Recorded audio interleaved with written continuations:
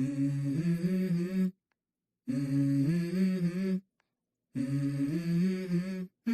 Mm-hmm. Let's go. I wake up to a little bit of drool on my pillow, feel like it's gonna be a bad day. Yeah, I'm tired of shit, and the coffee ain't hit yet, damn, ain't that great. I don't wanna go to work, cause my boss is a jerk, and I'm not even that paid. I need a change in my life, cause I don't feel alive, and there's nothing that makes me happy. Hold my beer for a minute, I'm about to quit my job, cash in for a ticket. I'm going on a trip and I don't plan to visit. I'm gonna stay there till I feel like I'm winning, and this is just the beginning. I need a big change, help me feel like living. I need a big swing, home runs I'm hitting, and I'll never look back, moving on till I get it all. And we all got dreams, we all want things, but what you gonna do for it? How you gonna move for it? What you gonna be? And do you believe you don't want to wait? you can do anything? But what you gonna do for it? How you gonna Wait till everybody say hi. Yeah. What you tell them today? You're my co-host today. Hi guys. Hi everybody. Thank you all for being here today. And I got my co-host today. Phoenix. Say hello, Phoenix, to everybody. Phoenix, say hello to everybody. Say hello. Phoenix don't want to say hi right now. Okay? Bye. No, say bye. We just started. You said you was going to be my co-host today, okay? Bye. Dad is not here. The daddy is not here right now. Tell him what Dad is. He's on an airplane. He's on a big old airplane. Tell him how the airplane go through the sky. How does it go? Shoom to the sky. Okay, and he's gonna come home to his baby Phoenix, right? To the baby Phoenix. Say, I'm 2 years old. I turned 2 years old this year. Okay. All right. So we're gonna go ahead and get started, guys. Thank you all for being here. This is Pinkie, the housewife. Pinkie, the housewife. Hi. And we're gonna go ahead. Bye. Yes. Yeah, the mommy love you too. I love you too. Yeah. Yeah. Oh, your hair is wrapped. Wait, your hair is wrapped all up in my lip gloss. It's wrapped up in my lip gloss. Okay. Yeah. Yeah, you got lip. You want some lip gloss on? Yeah. Okay. All right. We're gonna go ahead and get started. Yes. Okay. We're gonna be talking about the Nolan Wells case. It's a major call out. And why is Mississippi all mad? Why are they mad, guys? I don't understand. Y'all know what happened. Nolan Wells, rest in peace, Nolan Wells. And also to the family. My prayers go out to the family and everything. And also, we're going to go ahead and dive a little deeper into this because people are being called out. And to be honestly, I don't blame people from calling some people out. Okay, so we're going to go ahead and talk about it. We're going to get down to everything, but first we're going to go ahead and do the house rules first. Welcome to the Pink House. And guys, go ahead and hit that like button. Coming in, hitting that like button helps you two to keep me in the algorithm. Tell them to hit that like button, co-host. Say hit that like button. Say hit that like button. Do this here. Thumbs up. Say hit the like button. Hit it. He said, hit the like button. And my daughter say he got a farmer's tan. Y'all want to know what a farmer's tan is? Show them what a farmer's tan is, Phoenix. Huh? Yeah, your arms. Yeah. But anyway, hit that like button, guys, and go ahead and hype the video so YouTube can send my videos out to more people that may like my content. And let's subscribe to the channel. If you have not subscribed, go ahead and subscribe to the channel and I'm saying thank you to everybody that can do that for me. And we're going to go ahead and get on with the matter at hand. The whole thing is with what happened when Nolan Wells on July the 4th, a day when people are celebrating, and instead he is not coming home. All of his other rich WHITE friends came home, but he did not come home. Yeah, baby. He did not come home. So we're gonna get into this, okay? And let me go ahead and drop this Phoenix, and I'm gonna see. Did you want to go with want to call your Tana, your Aunt Tana? Okay. Sicily Bunny, thank you for coming in. Hello, Miss Pinky, looking and sounding great today. Happy Friday. Okay, thank you. Say thank you. You. Okay. And hi, Teresa. She said hello, Phoenix. She said she's in the bushes, Phoenix. Say hi. Miss Teresa said hello to you. Hi. Okay. And she said she's in the bushes. And she's like number 8 coming in. All right. So we got a lot going on today. And we're going to go ahead and get down to the most important stuff. Okay? Yeah. Okay. Phoenix hopefully is going to go take a nap soon. And when he go take his nap, we're really going to party then. Okay? Dad is not here. Husband is not here. So, yeah, he didn't have a good morning because normally when he wakes up, Mr. Pinky is the one that get him. My dad get him.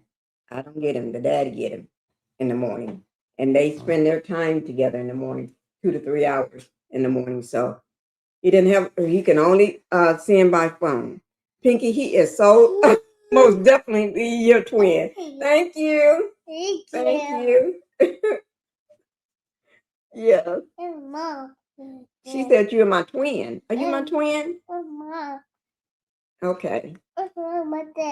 Okay. All right. So let's go ahead and get the first thing we're going to do. I do have a short video I do want to bring out to you all. Get that started, and then we're going to get into the here it is here. Oh, Phoenix, no typing. Okay? You don't mess with the keyboard. Okay? Okay. Did you hear me? Yeah, you don't mess with that. Okay? Okay. We're gonna go ahead and watch. I watched this, listen to this video. Well, I watched it for the first time today. I had it sitting for yesterday. I was gonna play it yesterday, but we ran out of time. So we're gonna start off with this short clip. It's a short clip from Facebook, and the credit is gonna go to the person that created the video and everything, and that information will be down in my description box below my video if you want to go back and watch it. And we're gonna go ahead and start it.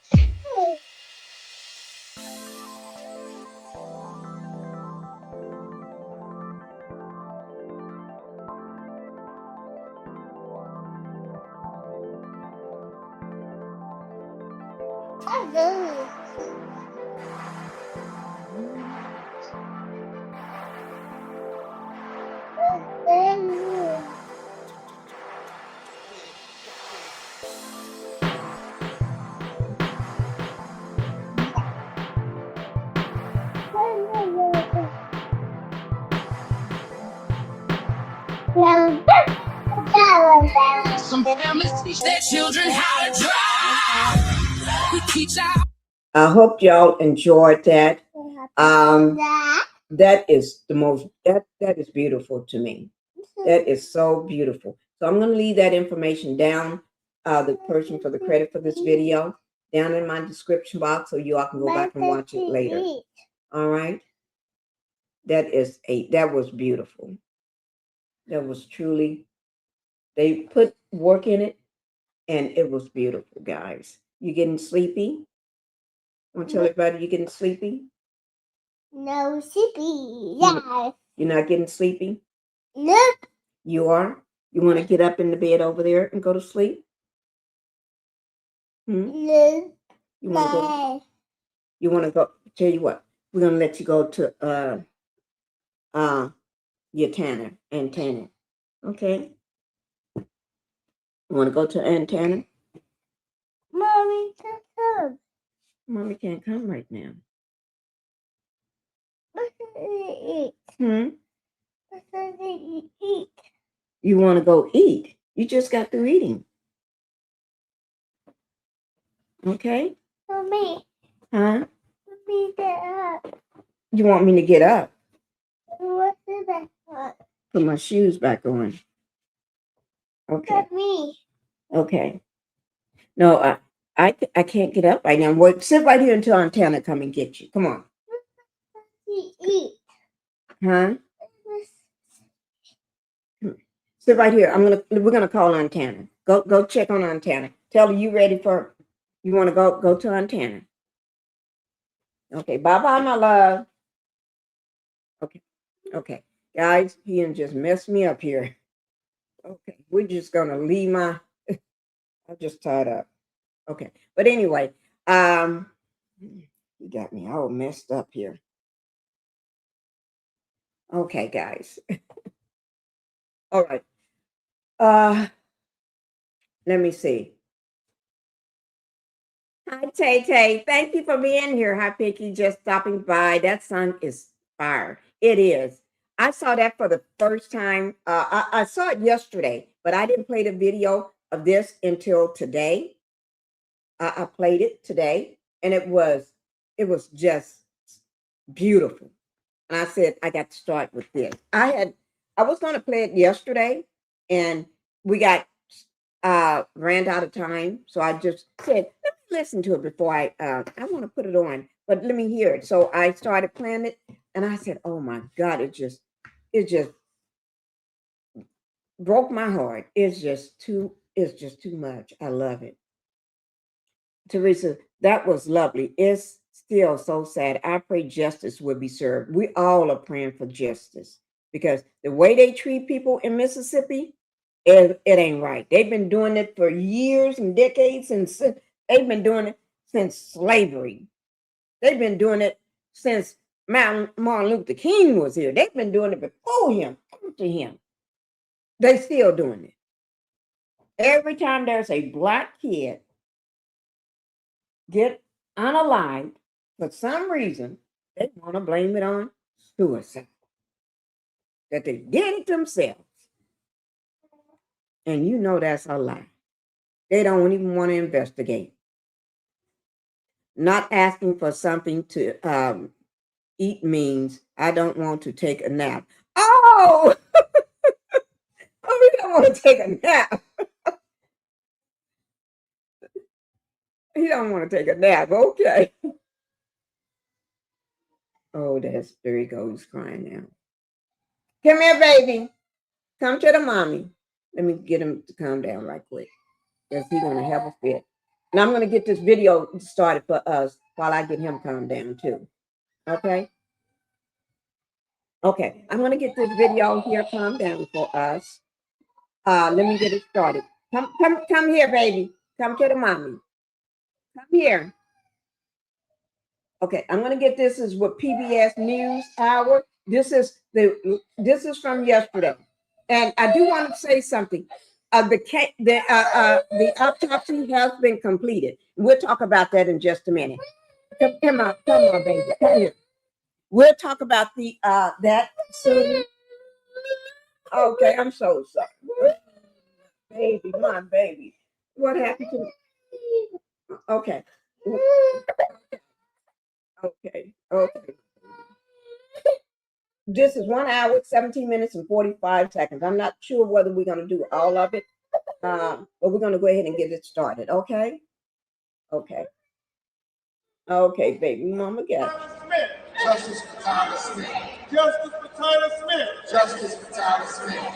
Justice for our black children. Justice for our black children. Justice for our black children. Justice for our black children. Justice for our black children. Justice for our black children. Justice for our black children. Justice for our black children. Justice for our black children. Ladies and gentlemen, first of all, let me say how much I appreciate you all coming out for this important media conference. We have organized this press conference for a few purposes. One purpose is because we want the world to know that the National Urban League and all of our affiliates and members and supporters across the country are standing with these three families.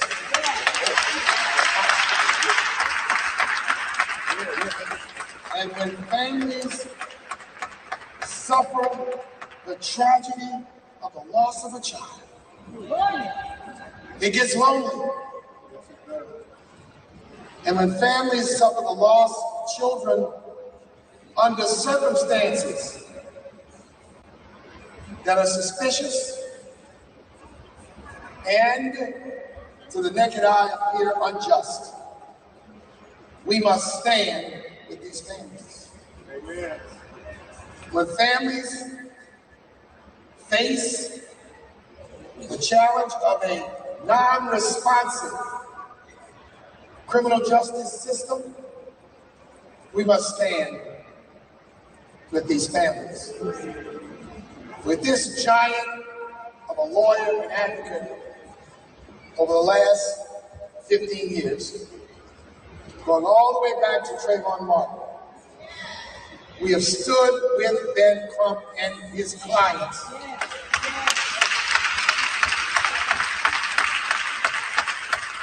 And we have stood with Ben Crump and his clients because we want the community to know that we are not going to be silent in the face of injustice. Amen.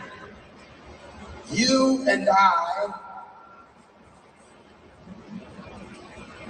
cannot even fathom the pain of these families. I want to thank them for their courage and being here in public under the glare of the media in these circumstances. But we want them to know they are with family.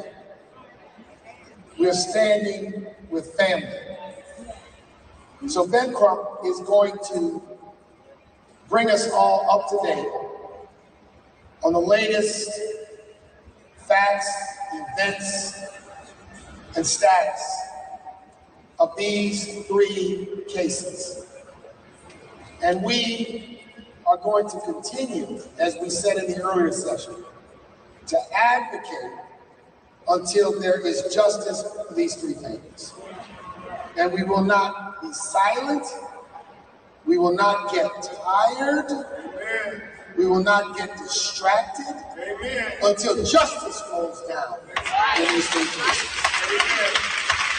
So I'm proud to introduce a man who is known as the Attorney General for Black America. And I dare say he stands with the great lawyers that our community has produced. Thurgood Marshall, Constance Baker Motley, Johnny Cotton, and I can name so many others, who over the years have been advocates for our community in many, many ways. So ladies and gentlemen, the next voice you are going to hear is from one of America's great lawyers, someone who is giving voice to the families and the victims of injustice. Ladies and gentlemen, Ben Crump.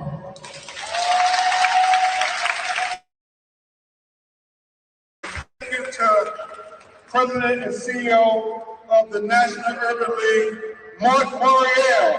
Please give a great round of applause for him not thinking it robbery to invite the families to be here at this great convention.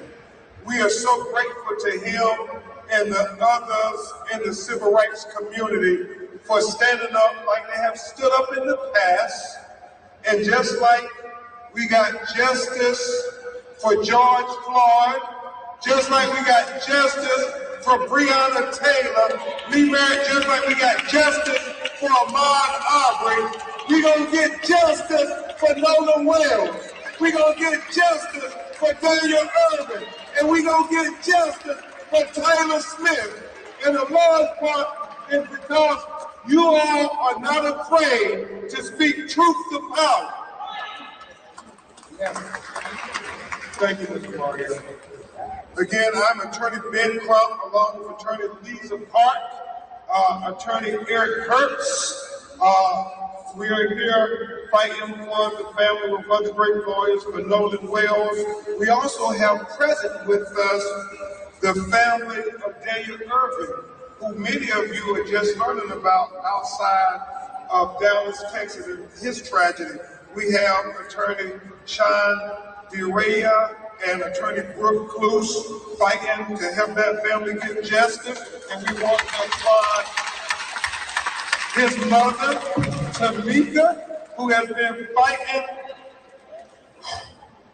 as only a mother would fight with not many people in the world listening. But we're listening today, Tamika. You are not alone, Tamika. You got Nolan's mother and father, Christine, and Elmore Wansley, who are standing with you as well. Tamika, your daughter is here. You are not alone. God, please let her know she is not alone. Justice for Daniel Irvin.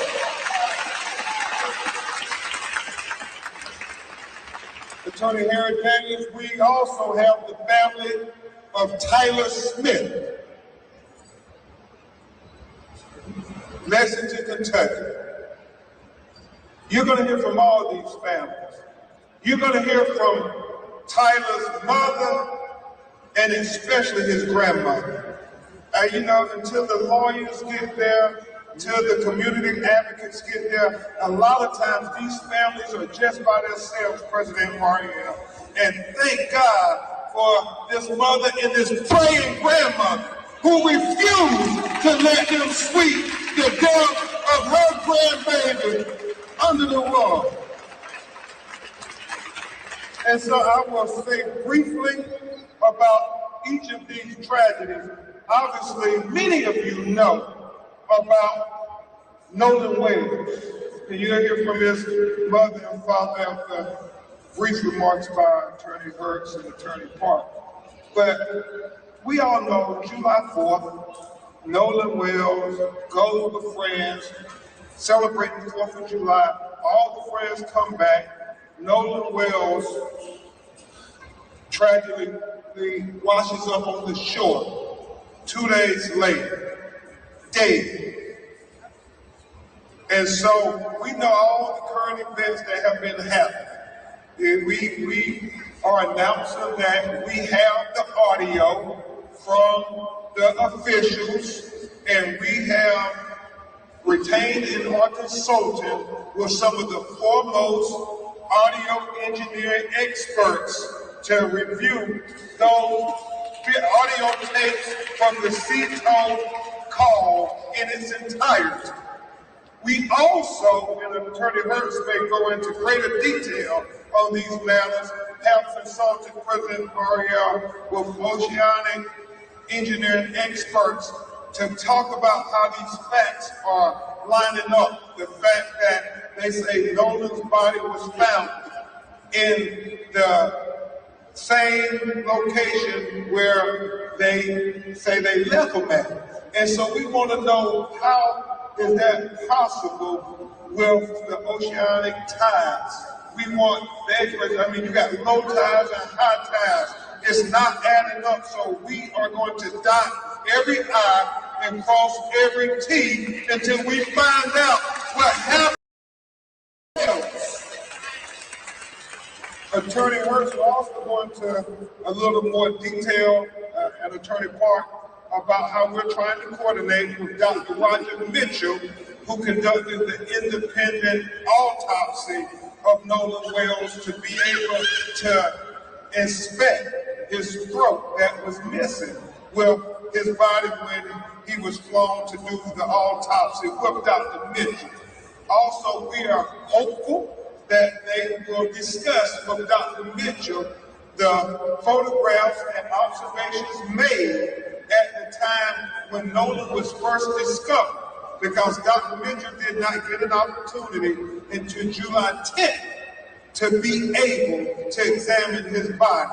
And at that time, we know the airways and the lungs had already been dissected and so forth, so we can't tell if there was the presence of water or not. That would suggest whether he drowned. Now, you all know that came back today. The autopsy have been completed. Now, which autopsy? We're going to get into that. But it came back today. Autopsy have been completed. TMZ is reporting on it. Several people are reporting on it. That the autopsy bombshell.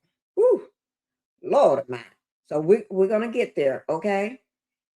We do have to see this, though, but autopsy has been completed, okay? Oh, my Lord. Okay, we're going to get there. But I have not watched this conference to the completion at all.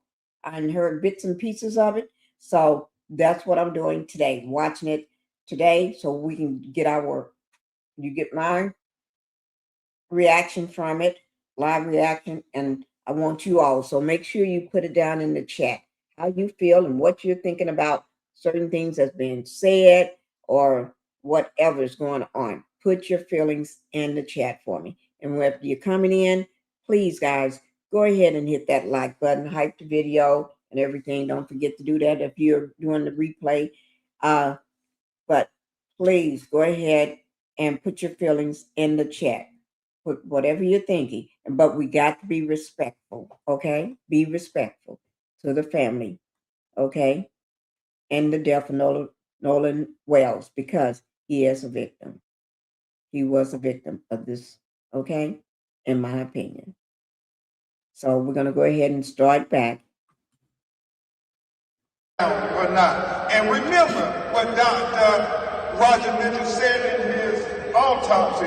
President Mario, he talked about the fact that to say he drowned does not draw the conclusions of what happened to Nolan Wells. He said it is equally important to know at what condition was Nolan Wells' body when he went into the water. Was he conscious or was he unconscious? Was he forced into the water or did he go unforced into the water? He said all of these things are very important. And so we are dotting I's and crossing T's. We are focused on getting to the truth. So he said they're dotting I's and crossing the T's. So we're not doing what you all think we're doing, looking the other way and accepting anything that comes out. No, because if people don't speak up, this will continue to happen. And we're still speaking up, and it's still happening. And it happens all the time. It's not just Nolan Wells. You're going to see there's other families. Okay? This got to stop. And it cannot stop if we're quiet. It cannot stop. It will not stop if we're quiet. It will not stop if we don't speak up. We got to speak up. We got to show what they're doing. Show when there's buffoonery going on, we got to call out the buffoonery. Okay? We can't let them think we're cuckoo the clown, boo-boo the fool. No, we're not. And we stand for the truth. Me and everybody on my legal team stand for the truth, no matter who it implicates or who it exonerates. We stand for justice, no matter who it convicts who it acquits. And we stand for transparency so everybody can see. And that's all we want. We want answers. We're not casting aspersions on anybody. We are saying that we want to make sure everybody who is remotely involved has their questions answered to make sure we have a full and fair and impartial and transparent investigation. And is that too much to ask for these broken-hearted parents? Is that too much to ask? That's all. If it was your child, wouldn't you want the same thing? And I get it, they're attacking me, they're attacking Reverend Al, they're attacking the parents of Nolan Wells. We don't care about those distractions. We ain't no ways tired. We are completely focused, completely laser focused on getting to the truth, the whole truth, and nothing but the truth. So help us, God. And so the threats, the attacks mean nothing to us. We will not be deterred.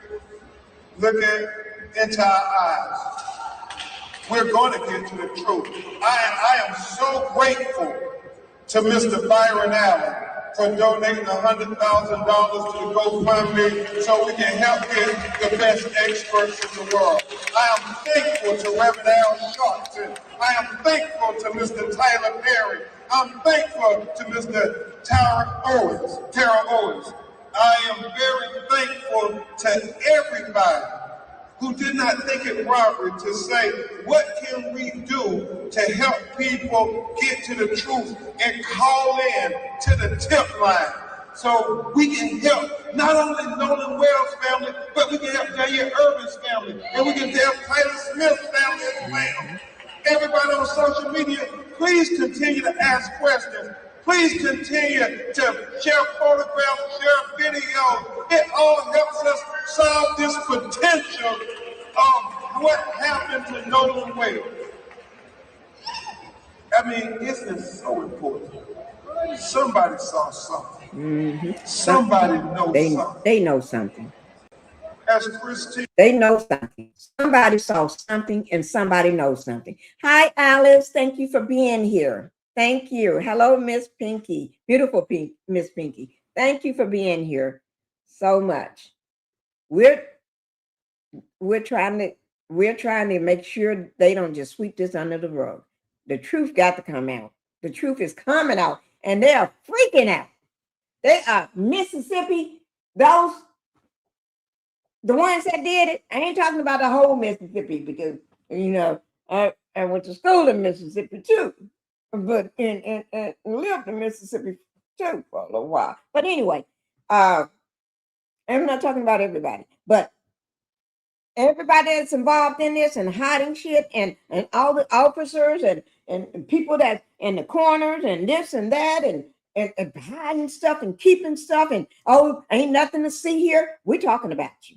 And all y'all that was at that Horn Island, it was too many people. There were phones. You can't tell me everybody. No, you can't tell me that if young people, even old people, young people, even middle-aged people, young people, even teenagers, kids, even 10 years old, probably got their phone out and standing on the island with their phone, because there's not a girl alive that's not going to be on the phone doing a selfie on the 4th of July, thinking she looking good, doing this here.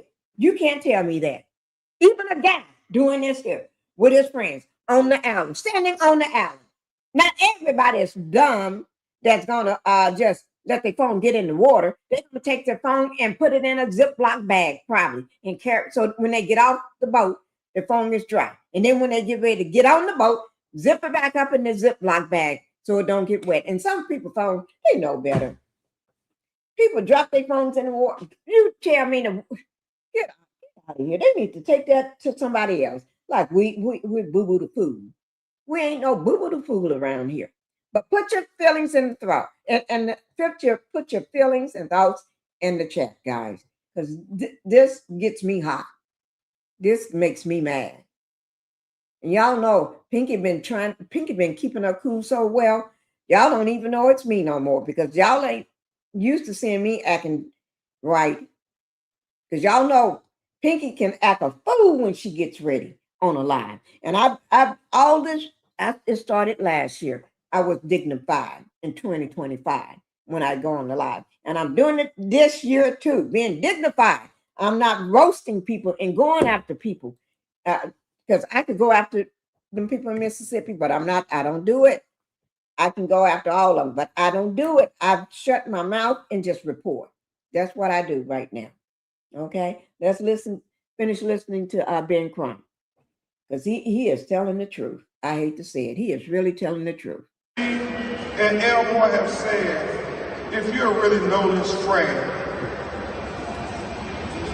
you know in your heart of hearts that if the roles were reversed, that Nolan would say something. He would call and tell what he saw. And so that's all they're asking. If you was his real friend, do for Nolan what he would have done for you. Do for Nolan what he would have done for you. They ain't gonna do that. Do for Nolan. They ain't gonna do that because that's too right. They ain't gonna do that. They got to remember who their mama and daddy is. Whoever your mama and daddy is, and your granddaddy is, and your granddaddy before him is in the bloodline. Y'all ain't gonna do right. Not gonna do right. Especially y'all ain't gonna do right. Because you were brought up that way. You too busy listening to great grandpa, grandpa, and granddaddy and daddy. Oh, you and uncle, you ain't gonna do right. Because you know they're gonna protect you. You know, just like all of them committed crimes against Black people and all these years, and still ain't nothing happened to them. They get it cover up and then they go home. Like ain't nothing happened. Like they didn't do a thing. And then they can sit around and brag to all their friends and everybody around, and nothing happens to them. Wait, come here. Okay, I'm coming. Come on. Mommy. Okay, mommy is coming. Give me a minute. Let me play this. Give me a minute. What he would have done for you. Congresswoman Bailey, we thank you in the Congressional Black Caucus. Please stand and join us, Congresswoman. You all asking the questions from the Department of Justice and the FBI. It's important that we have the full weight and force of everybody who has any kind of authority to be able to help us get answers on Nolan Wells and the other 18-year-old Black boys.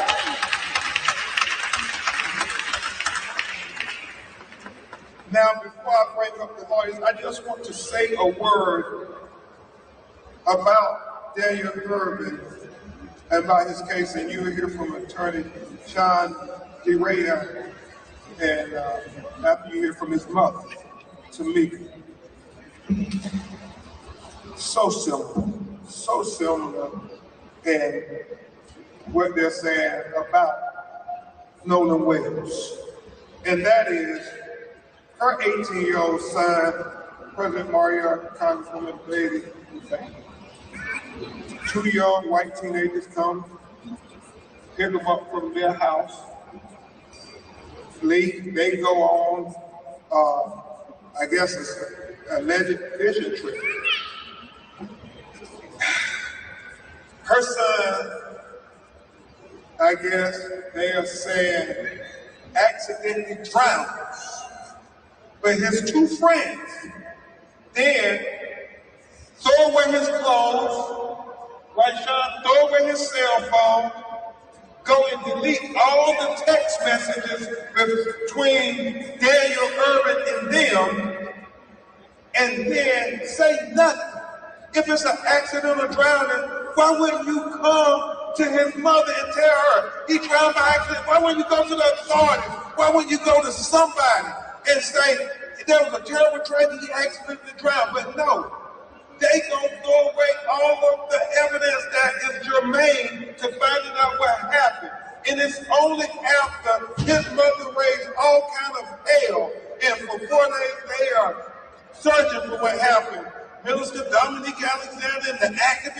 Dallas just said, no, something happened to Daniel Irvin. We got to get to the bottom of this. Then and only then, Mark Mariel, does the young people come forward to the authorities with their parents and they say, well, we were there, and they confessed that they threw away his cell phone and his calls, and they deleted the messages. And so law enforcement charged and arrested him after 3 months. 3 months passed, not until Nolan Wells started making the news that they finally come and they arrest them, but not for the death of Daniel Irvin. They arrest him with tampering with evidence, and that's it. And what his mother is saying, what Attorney Derea is saying, what Attorney Crump is saying is simply this. If they would lie about his cell phone and throw it away, if they would lie about his clothes and throw it away, if they would lie about deleting text messages between Daniel and them, how can you believe it when they say it was an accidental drowning? They need to take this case to a grand jury. And you're going to hear from his mother talk about other things that don't add up, about the conduct of the boys immediately after the drowning, the alleged drowning. It's so critically important that we remember Daniel Irvin as well. And then Attorney Park, Attorney Coosley, talk about Tyler Smith, and I'll just try to paint the picture real quickly for you, and then you'll hear from these parents, these broken-hearted parents. 4th of July. You can't make this stuff up, Congresswoman Bailey. Attorney Daniels, 4th of July. Same 4th of July, 2026, when Nolan goes missing. Tyler Smith in Lexington, Kentucky, is the only black person in the home where they're having a 4th of July small house party. Somehow, Tyler ends up being shot in his head, dead. 911 is called. They come, the police get there. They tell them that he shot himself, that they were playing Russian roulette. That's what they say. They say, it's the gun. The police retrieve the gun, and then they take their word as the gospel that he shot himself. They don't do gunshot residue on the hands of Tyler or nobody else. I mean, basic investigation 101. If you say he shot himself, when you bag his hands and when you test it for gunshot residue, but they don't do that. And you're going to hear from his grandmother and his mother as to the explanation, the implausible explanation that they offered them. And the fact that the gun, President Mariel, that they claimed he used to shoot himself with, the police, after they do analysis, it does not match the casings that they found on the floor to where he shot himself at. So still, they are taking their word for it. And it's 7 days later, right, Ms. Lindsay? 7 days later, after they did say 2 hours in the house, they have to identify everybody who was in the home.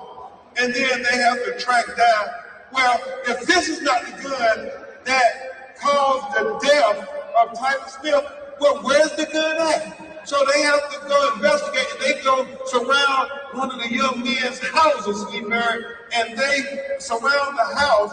He doesn't come and volunteer after knowing that they're trying to find out and get evidence about what happened to Tyler Smith and come forward voluntarily.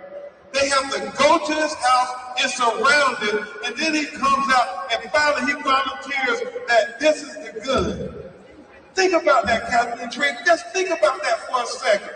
You would think, after all of that, he is surely going to be arrested and charged with killing or being in some way responsible for the death of this 18-year-old young black man.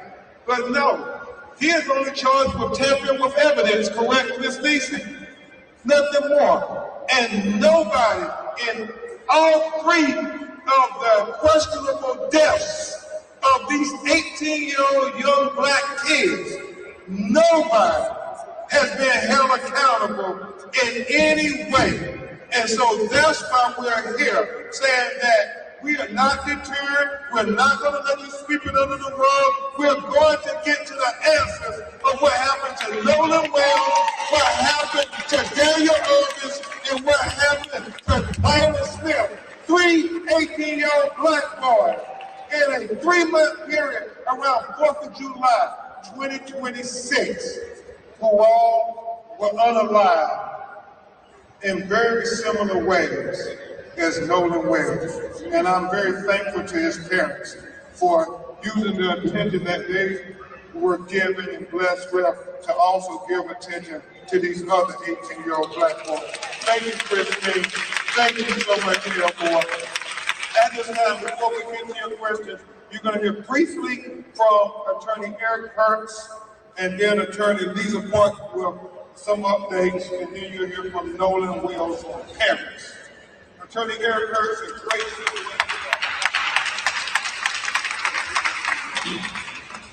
Thank you for showing up. I have some brief updates on the Nolan Wells case. We have been working with the district attorney. We've gotten a letter back yesterday, and she's willing to listen to some of the evidence we have, although we're having to still discuss her giving us back evidence. And that's something that we will see. The phones, not just our clients' phones, but the other phones that are involved in this situation, we are trying to coordinate and have come to a tentative agreement with the district attorney to go ahead and have them investigated together jointly with our experts as well as their experts. And I believe, if I'm not speaking out of turn, the FBI is going to also be present there. And that's going to show a lot of stuff that we haven't seen.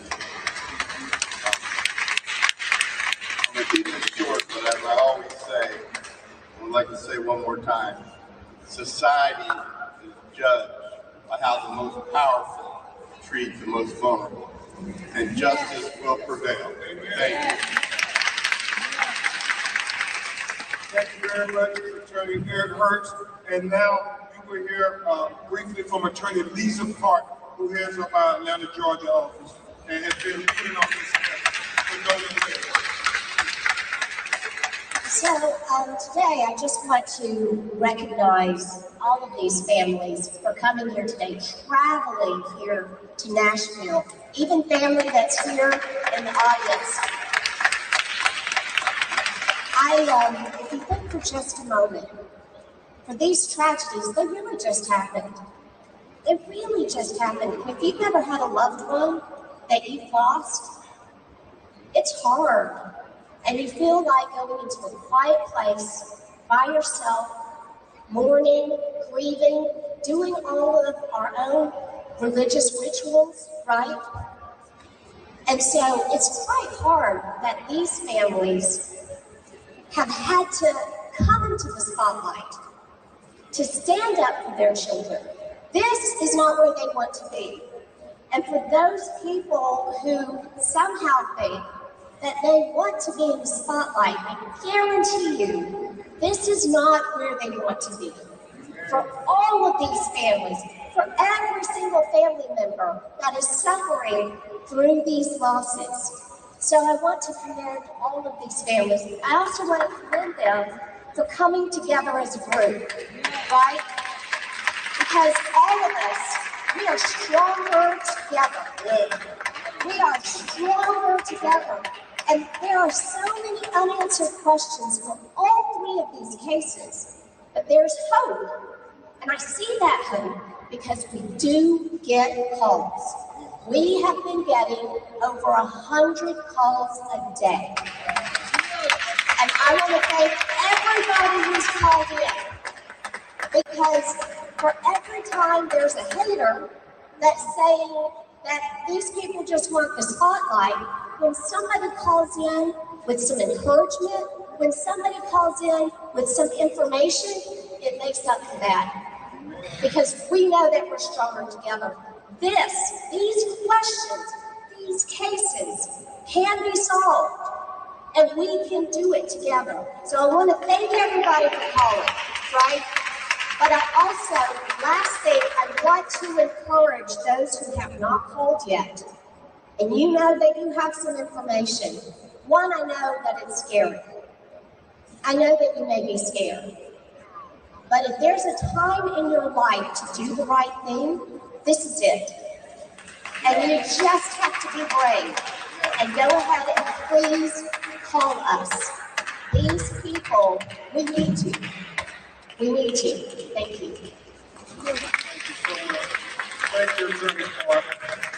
And as Nolan's mother and father get ready to come, I cannot express to you how encouraged we are that we're going to get to the truth. I mean, so many things are coming to light, and we're going to get to the truth.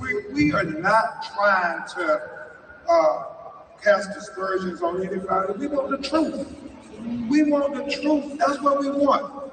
And like you said, if that implication or exonerates you, then you got to talk to your Lord. You got to talk to your God. But we want the truth and nothing but the truth. And if it was your child, you would want the same thing. And so that's why everybody who got children, you could understand the pain, the agony that this mother and father have been dealing with since 4th of July. How people came, time within hours of finding him saying, well, no foul play, just gone. How do you tell somebody just go on when my son is dead and nobody's giving us any answers? All those people out on that island, and you mean nobody knows nothing? Nobody saw anything? No, we refuse to accept that nobody knows nothing. We're going to get to the truth. We're going to get to the truth. We're going to get to the truth. And it's starting to come to light. Because truth is light. And we're going to get to the truth. Y'all give it up for the mother and father of Nolan Wells, Elmore and Christine. We're going to get to the truth. Thank you all for being here today. It has been 27 days since we have been able to talk to our son, to hug him, to tell him we love him. This has been the most difficult time we have ever had. I want to tell you who Nolan was. Nolan was a God-fearing, God-loving child. He loved everyone. He was the person who would just make you feel comfortable just being in his space. He was never one to exclude. He always wanted everyone to be happy, to feel good, to have purpose. He would lift anyone up. It didn't even matter if he didn't know you.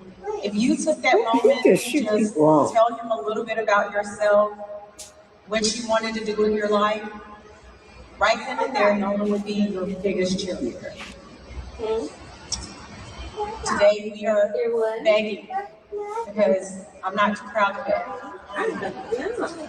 We are begging, if anyone knows anything, his friends, strangers, please call the hotline, because we will not be able to rest until we get answers. But please understand that all of these distractions, these other questions, that people, the attacks, that people have sent our way, just know we will not be distracted.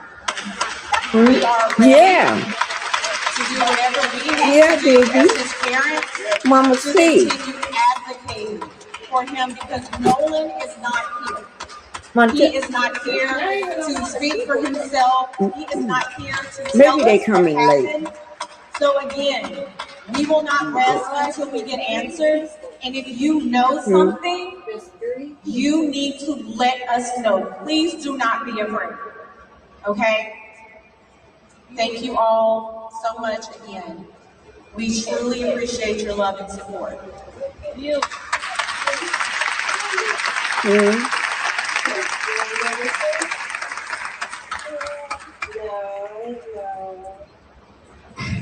Facing a new challenge. Young man.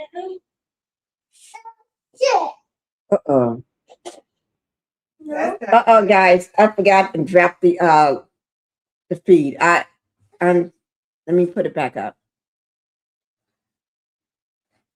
Mommy. Yeah, yes, mommy is right here. Mommy right here. Yeah, mommy's coming. Give me a second, baby. Yes, I'm coming. Yes. Okay. Sorry about that, guys. Okay. Okay. Okay. Be quiet, sweetie. You gonna sit there and be good? No. Okay. Okay. Thank you. What is that? I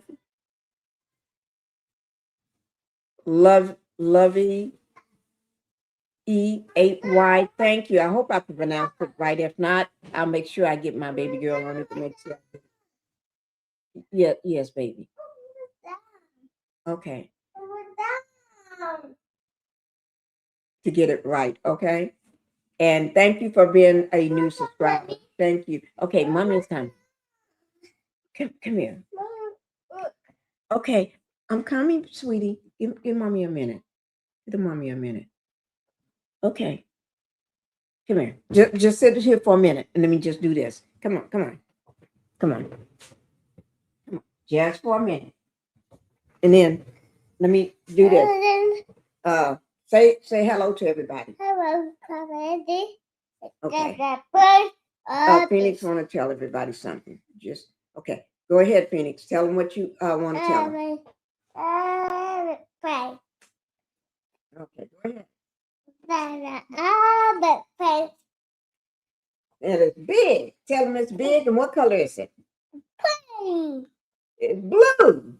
No, pray. They're playing, yeah. Pray. Yeah. And Pray. yes. Pray. Okay. Pray. Tell them you're going to be good and let everybody listen now. Okay? You're going to be good now? Say, I'm going to be good and let everybody listen. Okay? Listen. Okay. Okay. He's going to be good, guys, and let everybody listen. Right, Phoenix? No, don't do the death. Don't let the death up. Why you do that? Don't do that. Okay? Okay. Say bye-bye. Tell everybody bye-bye.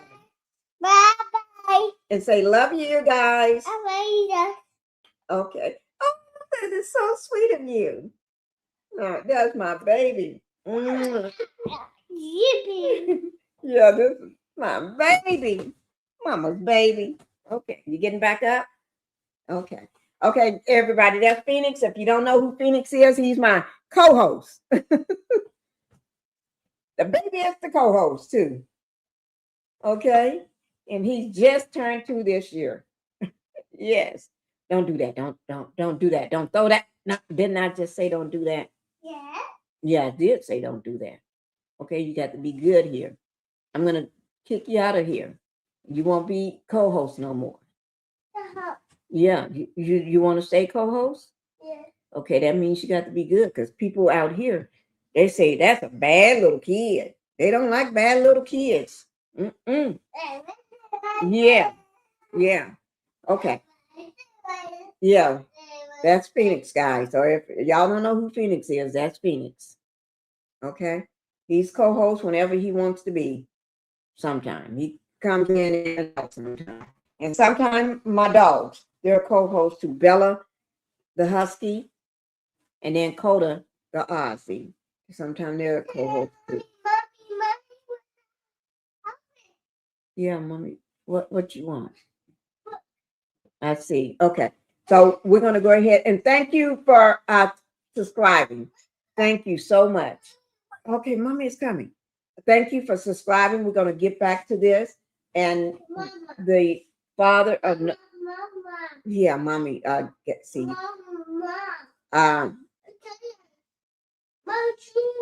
Okay. Okay. He's busy right now. He's busy talking. Thank you for subscribing. And okay. Justice for Nolan, justice for thousands, victims suffering in silence, justice for the kids, justice for me, and justice for you. And we pray for justice now in our lives in the name of Jesus. Amen. Thank you so much. Thank you so much.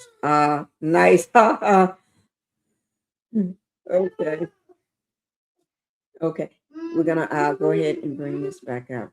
And I'm gonna mute because Phoenix is doing a lot of talking right now.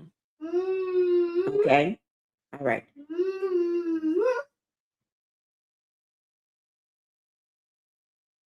Oh, guys, I wanted to remind anybody that just came in. The autopsy have been completed. Depends on which autopsy. Remember, there was 2. The autopsy. Yes, baby. Okay. And then the independent autopsy. So we're bye, Phoenix. Oh, say bye-bye. Okay. Okay. Okay. I'm gonna mute now so we can finish watching because Phoenix is gonna keep talking. Challenge I've ever had. I pretty much was raised up like a lot of you. I didn't have a lot. But I always said I wanted to give my children more than what I had. And I think me and my wife did that. We raised Nolan to love everyone, be kind to everyone, because it was just the right thing to do. I got a lot of stuff, but what I really want to say is, like my wife said, if you know something and you are really, if Nolan was really your best friend, or for the people who say that he was their friend, please come forward and tell us what you know. All we want to know is the truth. We're not blaming anyone. We just want to know the truth. Any parent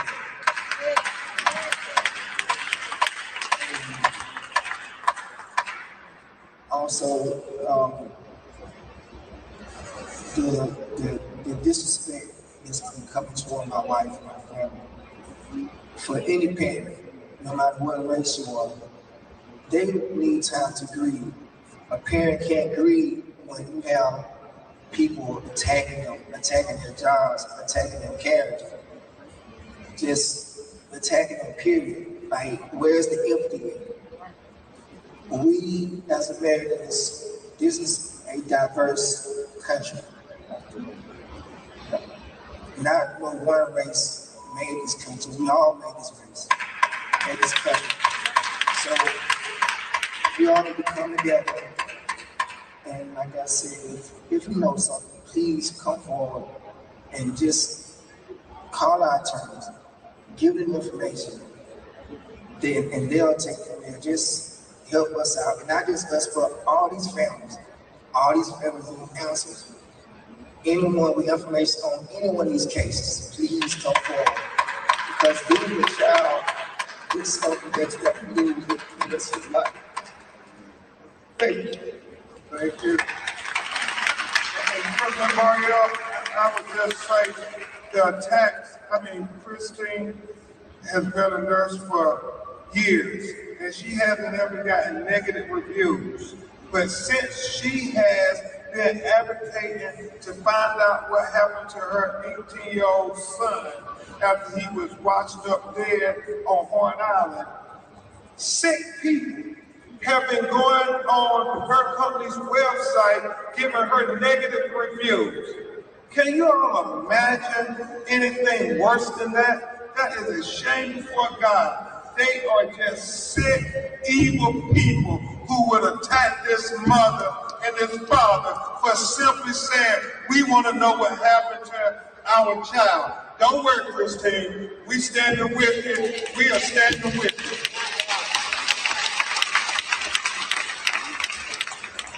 Yeah, next we're going to have the mother of Daniel Irvin come and talk about her child and tell you what happened in her words, and then you hear brief remarks from attorney Sean DeRee.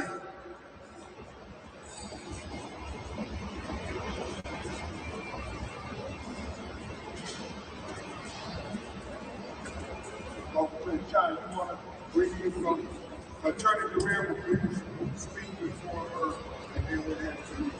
Thank you, Mr. Crump. Tampering charges in this case is absolutely unacceptable.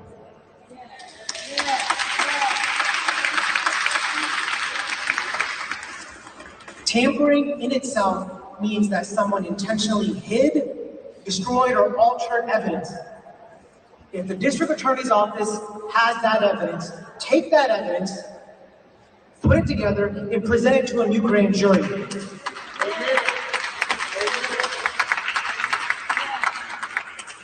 And if the district attorney's office doesn't want to do it, we are calling on an independent investigation by the Department of Justice, because we are here for the truth.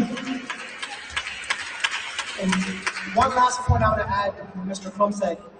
Daniel Irving, when these boys said that he drowned, he was a high school swimmer. He was on the swim team. He was a healthy, young 18-year-old male. So that story that he drowned accidentally, it doesn't add up. It does not add up, and we want the truth.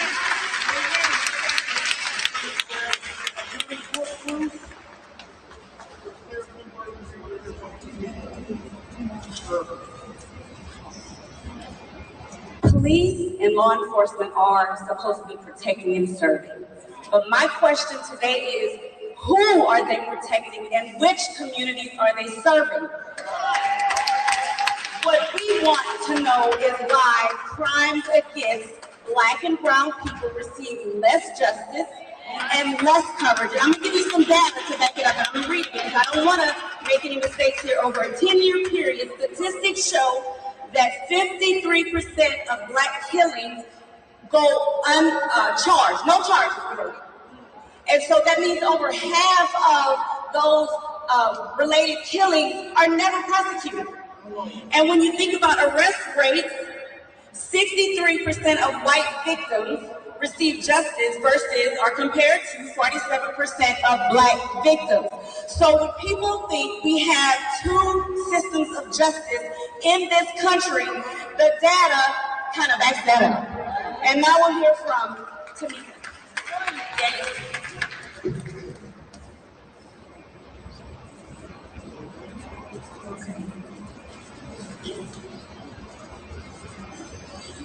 My name is Tamika Irvin. I am the mother of Daniel Irvin. This is my daughter, Azaria Irvin. This is Daniel's eldest sister. So what a lot of you guys don't know, to give you like some context, my son told me that he was going to go outside and hang with some friends. Okay, and I was under the understanding that he would be in the neighborhood. So I didn't know where my son was. I thought that he was just visiting friends in the neighborhood.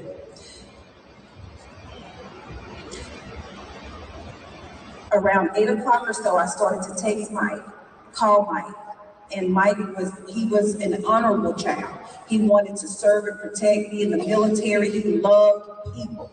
He always had a joke to tell. He was very comical.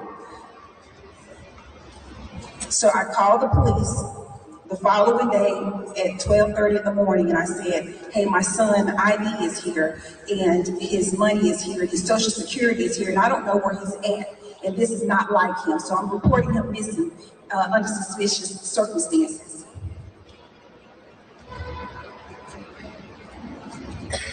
The officers were very dismissive.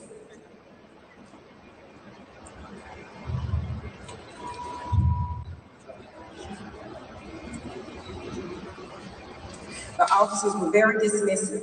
So I didn't get any information about where my son was. I canvassed the neighborhood. I knocked on doors. I asked neighbors for video footage. I had to do the footwork, the research, the investigating. I had to do it. And so to the mothers, to anyone out there who have a loved one, do not wait for the police to do their job. I agree with that.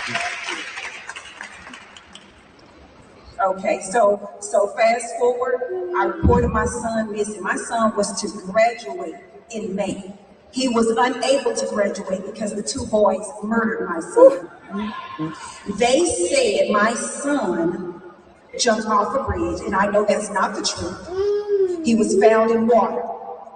And not only that, my son was on the swim team. He was very comfortable with swimming in the pool, swimming in lakes. The autopsy report shows my son had an unobstructed airway. So my son did not drown.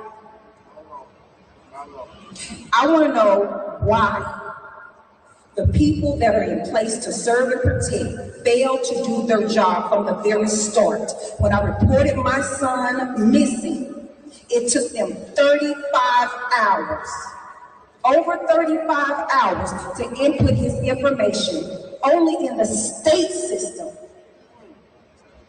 showing that he was missing. They failed to enter his information in the NCIC, the National Criminal Database. Being my son was under 21, law enforcement had a responsibility to enter his information within 2 hours, and they failed to do it.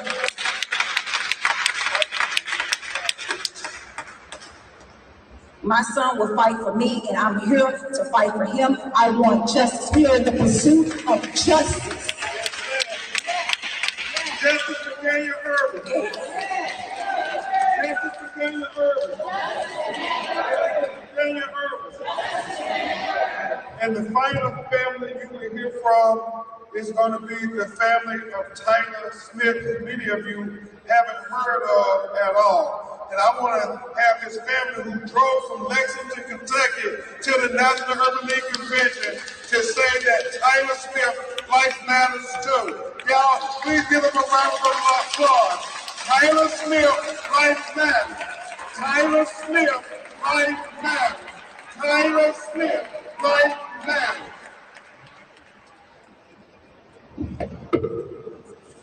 I want to thank everyone for showing up today, supporting all these families.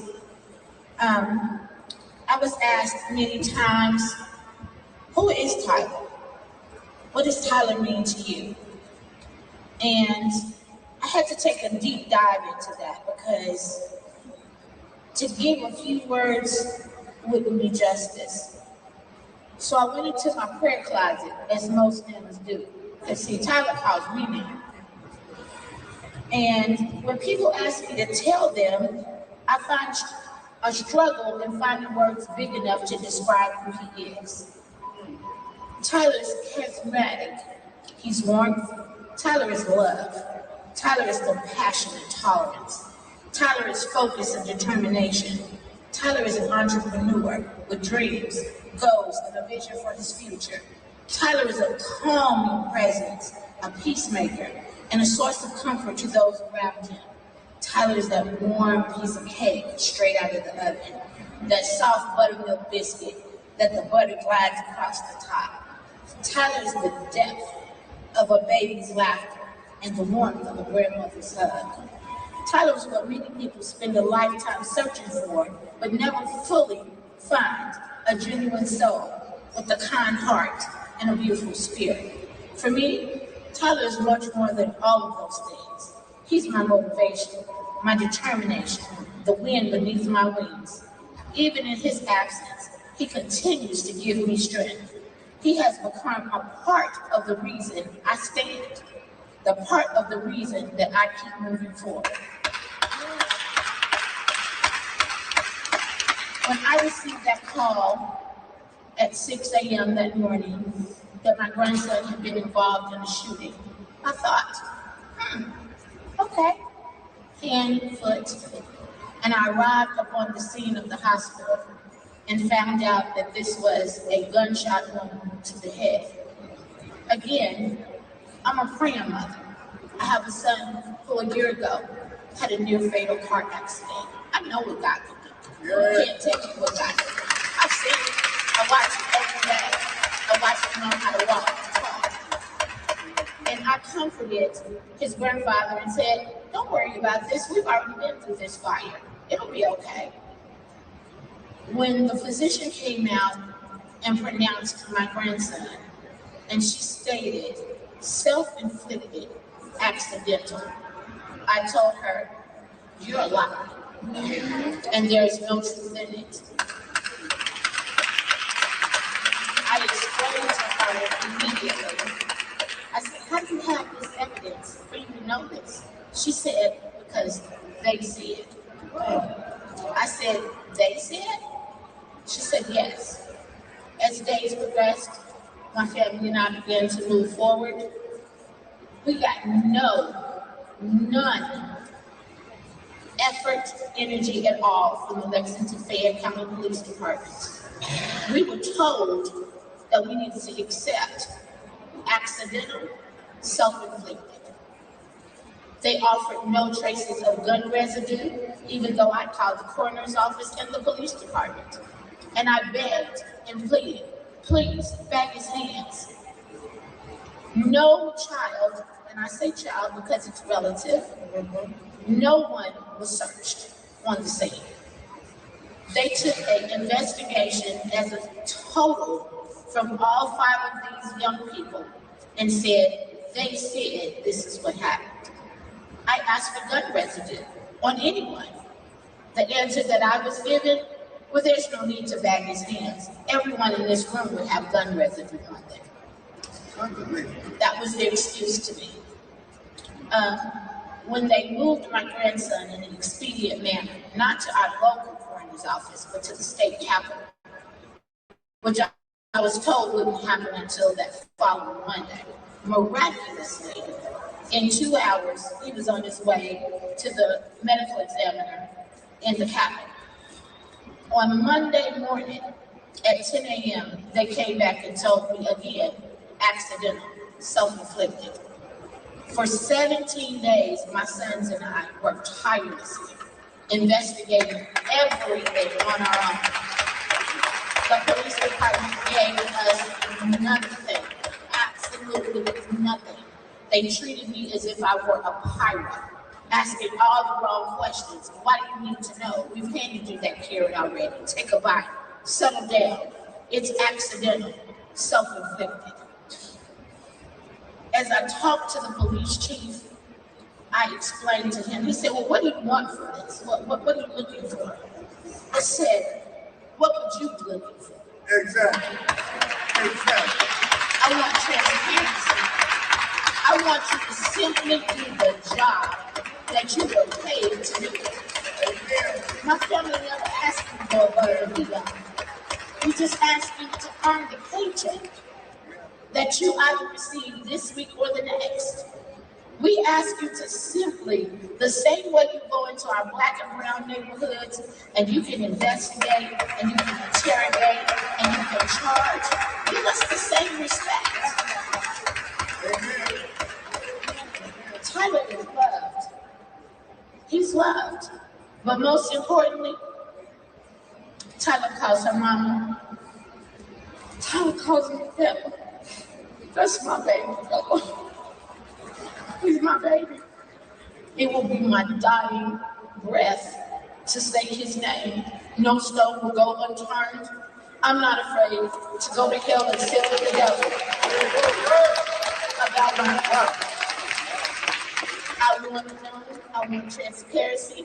I want someone to speak on it. Continue to say our names. Continue to say our children's names. We deserve answers. We deserve justice. We deserve transparency. That's all we're asking for.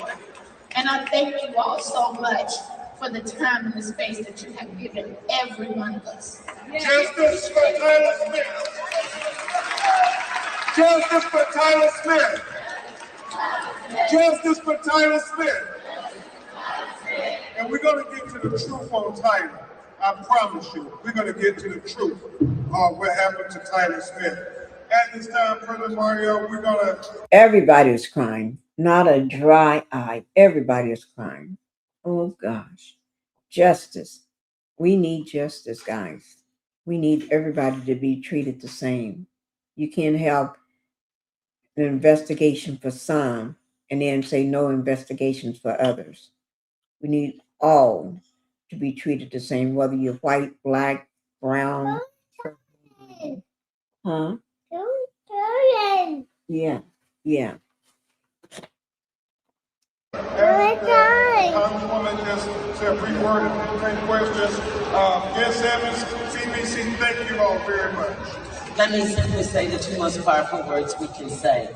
To you as families, to the Urban League family, to you, President and CEO, and my good friend, to you, Attorney Ben Crump. Thank you. But let me just say, the Congressional Black Caucus, we aren't just coming today. We communicated with Attorney Crump, with President Muriel, and we stand with you. And I'll end with your words, Mark. We're going to let justice roll down like a stream and righteousness like mighty waters. We are the Congressional Black Caucus. We stand for you, for justice, transparency, and righteousness. Thank you and God bless you. This has been moving and powerful. We want to take questions from members of the media. Members of the media, if anyone in the working media has a question for Attorney Crump. Guys, now I'm going to put the link to this whole this press conference down in the description box below my video. And wait, let me clean your mouth off. Wait, come here, baby. Yeah, you good. You good. Okay, I'm put all the information down in the chat below my video. And so if you all want to go back and I will drop the whole video, but right now we're not going to listen to the questions because I got other stuff I do want to show you all as well. Don't bite on the chair, baby. You don't bite on the chair. Okay. All right. So come on, sit down. Sit. Come on, just sit. Okay. Thank you. Oh, Lord, you made a mess. Oh, Lord, you made a mess. That's okay. We'll leave that there. Okay. Yeah, we'll leave that there. Okay. Oh, yes, you're soaking wet. We're going to get you a new t-shirt. Yeah, Mom, going to get you a new t-shirt. Okay. Guys, so we do have other things I do want to show for you all, but I will have that full press conference for you all to listen to. Okay. Let me just show this here. Okay. Let me find it. Here it is. Here. This is Jolly. I think everybody know who he is. If you don't know who he is, he was recently just on with Don Lemon. Maybe a couple this week. I think it was this week. And I'm going to go ahead and show him. And then I do want to show you all what D.L. Hughley had to say. I do want to show that. Okay. So we're going to, this is only 16. I thought it was 16 minutes. No, it's not. It's 38:16. Wait, is that the one again? There's one of them a little less than that. Let me see, can I find it? Or do I have it already up? Let me see. Oh, no, I don't. Okay, I'm going to go ahead and show this, guys. This is Jolly. Make sure you go over to his page. If you all, yes. Okay. This is he got a few words to say. Jolly does. The information will be down in my description box below my video. Okay, guys, here we go.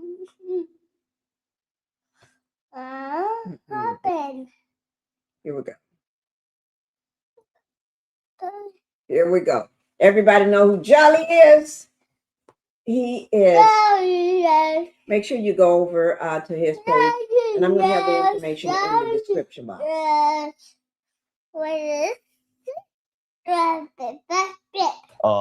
Nolan was sitting by the boat with that Katie girl. What? And No, hold on. Stop. That directly contradicts what this guy just said like 2 minutes ago. Oh my God. Listen, this is part 2 of my analysis of the. Yeah, part 1. Y'all should see part 1. I haven't seen this, but part 1, he did contradict himself. I noticed that. Remember, we've been playing his. Okay, well, I'll just let Jolly talk since Phoenix want to talk. Phoenix, I know you the co-host, but and you need to get your shirt changed now. But you are the co-host, but you got to let somebody. You got to let me,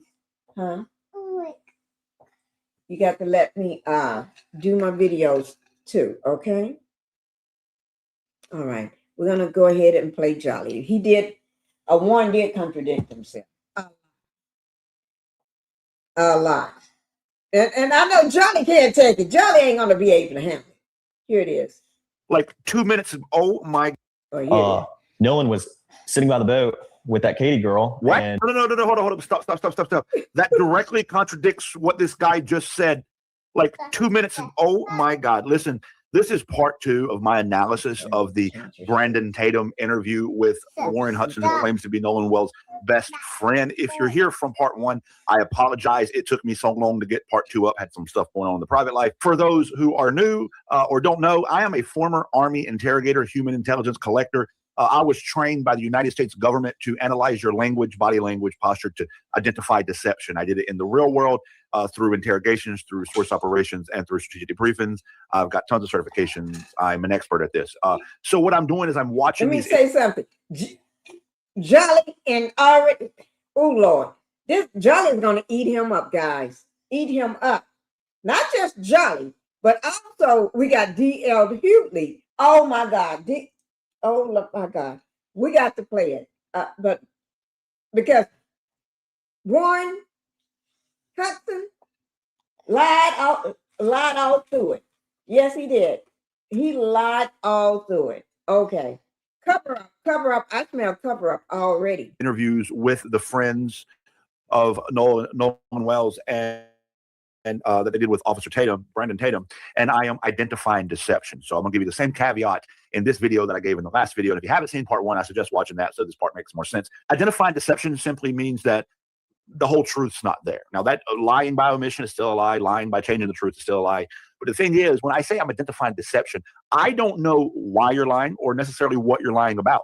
That's what an interrogation is for, which is my former occupation. If during the course of me talking to you, I identified deception, I would take a note of that and then exploit that during an interrogation to find out what you're lying about, because you're lying about something, and I would find out why you're lying. So when I say in these interviews that I've identified deception, I'm not saying that anybody is guilty of anything. Also, sometimes when you exploit deception, it could be something super innocent, like a misunderstanding or something like that. So I don't know. I don't have the evidence to say that Warren here is guilty of anything. I don't have the evidence to say that any of these boys are hiding something and know something that they haven't said. However, I will be very clear on what my theories and opinions are as we go along, and I will tell you some of the conclusions that I've personally came to through following the evidence, following the case, and listening to these interviews. But the part of this interview that I just started this clip off with, I think is one of the most important things that I've accidentally discovered while listening to these interviews, and I need to show you that first. That clip I just showed is from part 3 of Officer Tatum, Brandon Tatum, sit down with Warren Hudson. He's the one who claimed to be Nolan Wells' best friend. If you watched my first part of me analyzing this interview, then you now, because Warren did say something totally different in part one. Yeah, totally different.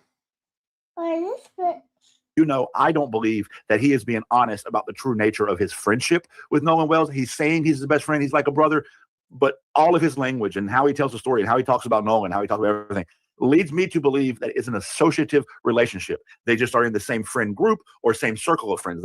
On an association matrix, they can be correlated, but I don't think they're best friends like brother friends. I think that's overstating the relationship, and I find that to be a red flag. But what just happened, I find to be a massive red flag, and I think this needs to be looked into. So I'm going to start right here on part 3 of the Brandon Tatum interviews. Then I'll show you the other stuff that I wanted to show you anyway. If you like this type of content, if you like my video, please make sure you subscribe to the channel, like the video, all that fun shit, comment, whatever. Let me show you this really, really quick. Let me back up. So listen. So you guys get ready to leave out of there, getting towed out. Yeah. And then where's Nolan in this situation? Well, Nolan was, the last time I saw Nolan was 3 o'clock. Last time he saw Nolan was 3 o'clock. That is critically important information. Listen to what he just said, because he said the last time he saw Nolan was 3 o'clock. Now, let me show you where he said that they were towing the boats out. Watch this. All right, right here, he's talking about when his buddy Bart pulls out his buddy Wyatt's boat. So Bart is on one boat, and he's pulling out Wyatt's boat. Wyatt's boat is the one that you've heard about was taking on water and sinking, and that's why they had to leave Horn Island. I want you to pay attention to this. So where we're out of all this, all this chaos, because we left at 4:30, and there was still. We left at 4:30. We left. We talked about that. Wait now. I talked about that. I don't know which that was. One of these days this week, he said that last time he saw Nolan is at 3 o'clock. Then he said, then you can also hear in the video, but also that Warren said that Nolan said that he didn't want to get on the boat because what's his name? Bart is the one. Let me show you Bart. Bart is the one that was yelling at him. Okay, Bart was yelling, telling Nolan to get on the boat. Get on the boat. That because they had to pull the boat out because the boat was taking on water. The boat was sinking. Okay? No, Felix. No, I'm saying, okay? You supposed to went and got a new t-shirt. Okay. But get on the boat, So that was at 4:30. That was at 4:30. And so, did you see him at 4:30? But you last time you saw him was at 3 o'clock. 3 o'clock and 4:30 is two different things. Okay? So, which is it? Because you was trying to get on out of there with your boat because you said the boat was sinking. Y'all taking on water. So, I believe Nolan was on that boat because at 4:30 with everybody else, because Bart was on that boat, White was on that boat, you was on that boat, and the unnamed female was on that boat. We not okay. Let's at 4:30. This guy just said that the last time he saw Nolan was 3 o'clock. Very specific time. Now, how did he know it was 3 o'clock? Brandon Tatum didn't ask him that. If this was an interrogation, that's a key question I would ask. How do you know it was 3 o'clock? He said he saw Nolan. Watch. Let me show you. Watch. Hang on. Watch. And then where's Nolan in this situation? Well, Nolan was, the last time I saw Nolan was 3 o'clock. 3 o'clock. And Nolan was cradling a girl in his arms, Katie. Katie. That's Katie McCormick that he's talking about. And she has not made a public statement to my knowledge. I looked to make sure I didn't miss anything. But she has said that the information that she was with Nolan and Nolan chose to stay behind with her is inaccurate. She denies that information. So it's important to note that. Outside of analyzing what he's saying, it's important to note that Katie McCormick said that's not true. But let's listen. This is at 3 o'clock. This happened at 3 o'clock. And Katie, Nolan was sitting there, and the last time I saw him I looked at Nolan, and Nolan was like shaking his head, laughing, and I was like, dude, you see Brandon Tatum, just a boy hugging up on the girl. You know, it's just what boys do. He wants to create this mood that he's just laughing because this is just some teenagers trying to pick up a girl. That's the mood.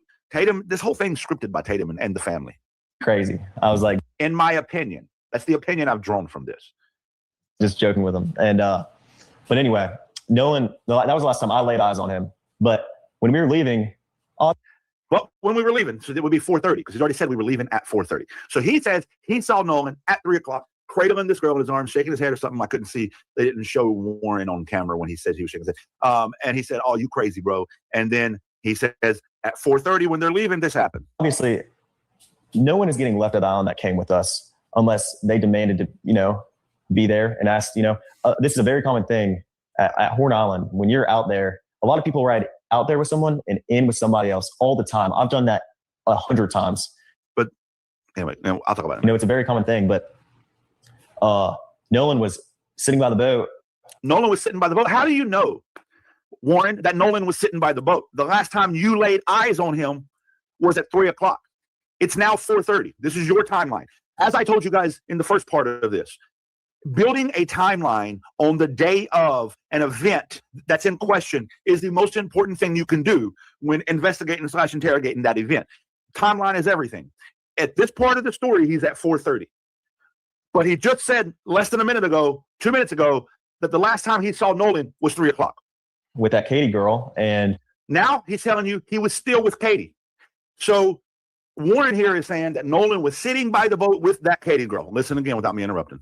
Out there with someone and in with somebody else all the time. I've done that 100 times. It's a very common thing, but Nolan was sitting by the boat with that Katie girl. And how do you know that? The last time you laid eyes, your exact words on him was 3 o'clock. You're now talking about 4:30. Now listen what happens next. My buddy yelled for Nolan, get on the boat.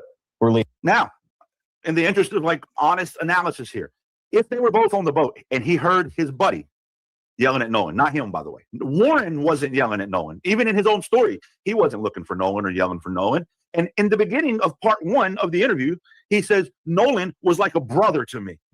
He was my best friend. More than a friend, though. He was like a brother to me. But Warren's not the one looking for Nolan, not the one yelling for Nolan. He don't even go over and lay eyes on him again, according to his own story that he's telling us. But he hears his buddy saying, hey, Nolan.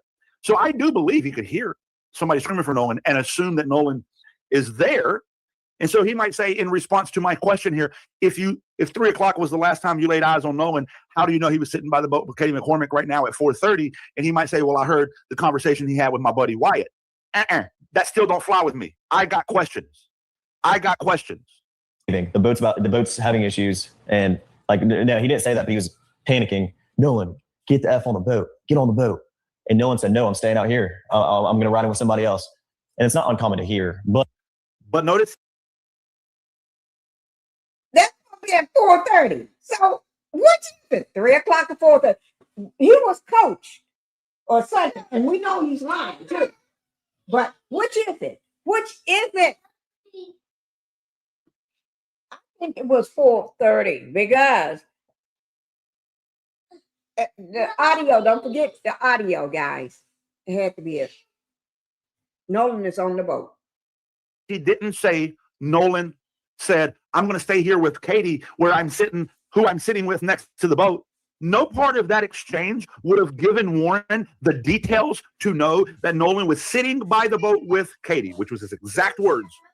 So in the exchange that he says he heard from Wyatt and Nolan, Wyatt said, get the fuck on the boat, get the fuck on the boat. Nolan said, no, I'm staying here. I'll ride back with somebody else. And he says that's common. I believe him. I believe that's common. I believe that anybody could have stayed behind and rode back with somebody else. Sure. But I'm going to get back to that in a minute. But what I want to focus on is he said the last time he saw Nolan was at 3 o'clock. And now he's telling you that Bart was pulling the boat out at 4:30 and that Wyatt yells to Nolan at 4:30. And then he tells you that Nolan was sitting by the boat with Katie McCormick at 4:30. How can he know that if he wasn't looking at him himself? He contradicts himself. That's blatant deception and needs to be immediately exploited and interrogated. But it's not like my buddy asked him one time. My buddy asked Nolan multiple times to get. So your buddy asked Nolan multiple times and you never did. Your brother, your best friend. On the boat. Nolan, get on the boat. Get on the boat. We're leaving. If you're coming, you got to come now. And Nolan made a decision to stay out on the island. And like he said, how many people heard that? Were there at least just a 5. few, or? Everyone that was on our boat right there, because the Palm Beach had already. This is bullshit, right? So first of all, Brandon Tatum once again is asking a dishonest question. How many people heard that? Under what circumstances could Warren know how many people heard that? Did he go around and do a survey on the boat? Hey, did you hear that exchange between Wyatt and Nolan? Yes or no? Did you? What about you? Matter of fact, let's just do it. Raise your hand if you heard the exchange. He don't fucking know. This is just a way to add indirect veracity to his statement and give the illusion of verified information. Left. My buddy went ahead and went home on the Palm Beach, and 3 guys on the way back. And Nolan wasn't the only person to ride out there with us and in with somebody else. We had multiple people in our group that rode out with us and rode in on someone else's boat. And that, like I said, that's not an uncommon thing to do. A lot of people do that. I could name probably 50 people out there that day that ran out with somebody and ran back in with somebody else. So, it's not like it's an uncommon thing, but that's not the point. But it's not like we just left him there, or my friends just left him there. Nolan made a decision to stay on the island after my friends asked him multiple times and told him to give. My friends asked him, listen, the more this guy talks, the more it confirms to me in my heart that he has misrepresented his relationship with Nolan. Point fucking blank, period. If his friends, who he says my friends asked him, once again, it shows me that it's an associative relationship. My friends asked him multiple times, you're his best friend. If everybody's basically begging Nolan, get on the boat, go back with us, bro. Don't stay behind, bro. Come on, bro. That's what it sounds like. He's making the story sound like they're being asked multiple times, over and over and over and over. We don't want to leave nobody behind. Why didn't you go try to convince him? Why didn't you have a conversation with him? What'd you do? Just sit on the boat and heard everybody arguing with Nolan? Was like, fuck it, not my problem. Is that what you were doing? Because that's exactly what the fuck it sounds like. On the boat, and he decided to stay. And I heard the girl that he was with, Katie, had text somebody that she heard people yelling for Nolan to get on. Is that true? And I have a picture of that. She texted my buddy, and the next day everybody was panicking and everybody's texting Katie, because she was obviously seen with Nolan the whole day at the island. Katie sent a message to my buddy the next day and said, this is the last time I saw him, he's really sweet. But she also mentioned that the last time she saw Nolan was when my buddy was yelling at him to get on the boat. And she was right there to see that Nolan decided not to. Yeah. Did y'all catch that? Because I caught that. He said that she said. Anytime you're hearing he said that she said, take that with the biggest grain of salt. But he said, she said. The last time that she saw Nolan was when everybody was yelling at him to get on the boat. He just contradicted his own fucking statement a minute ago that Nolan said, I'm standing here with her. Well, if that's the last time that she said she was with him, then they didn't stay together. And let's go back to this previous thing that he keeps bringing up over and over and over again, that it's so common for people to come to the island with one person and leave with another. I believe that. Why did Nolan not leave with anybody?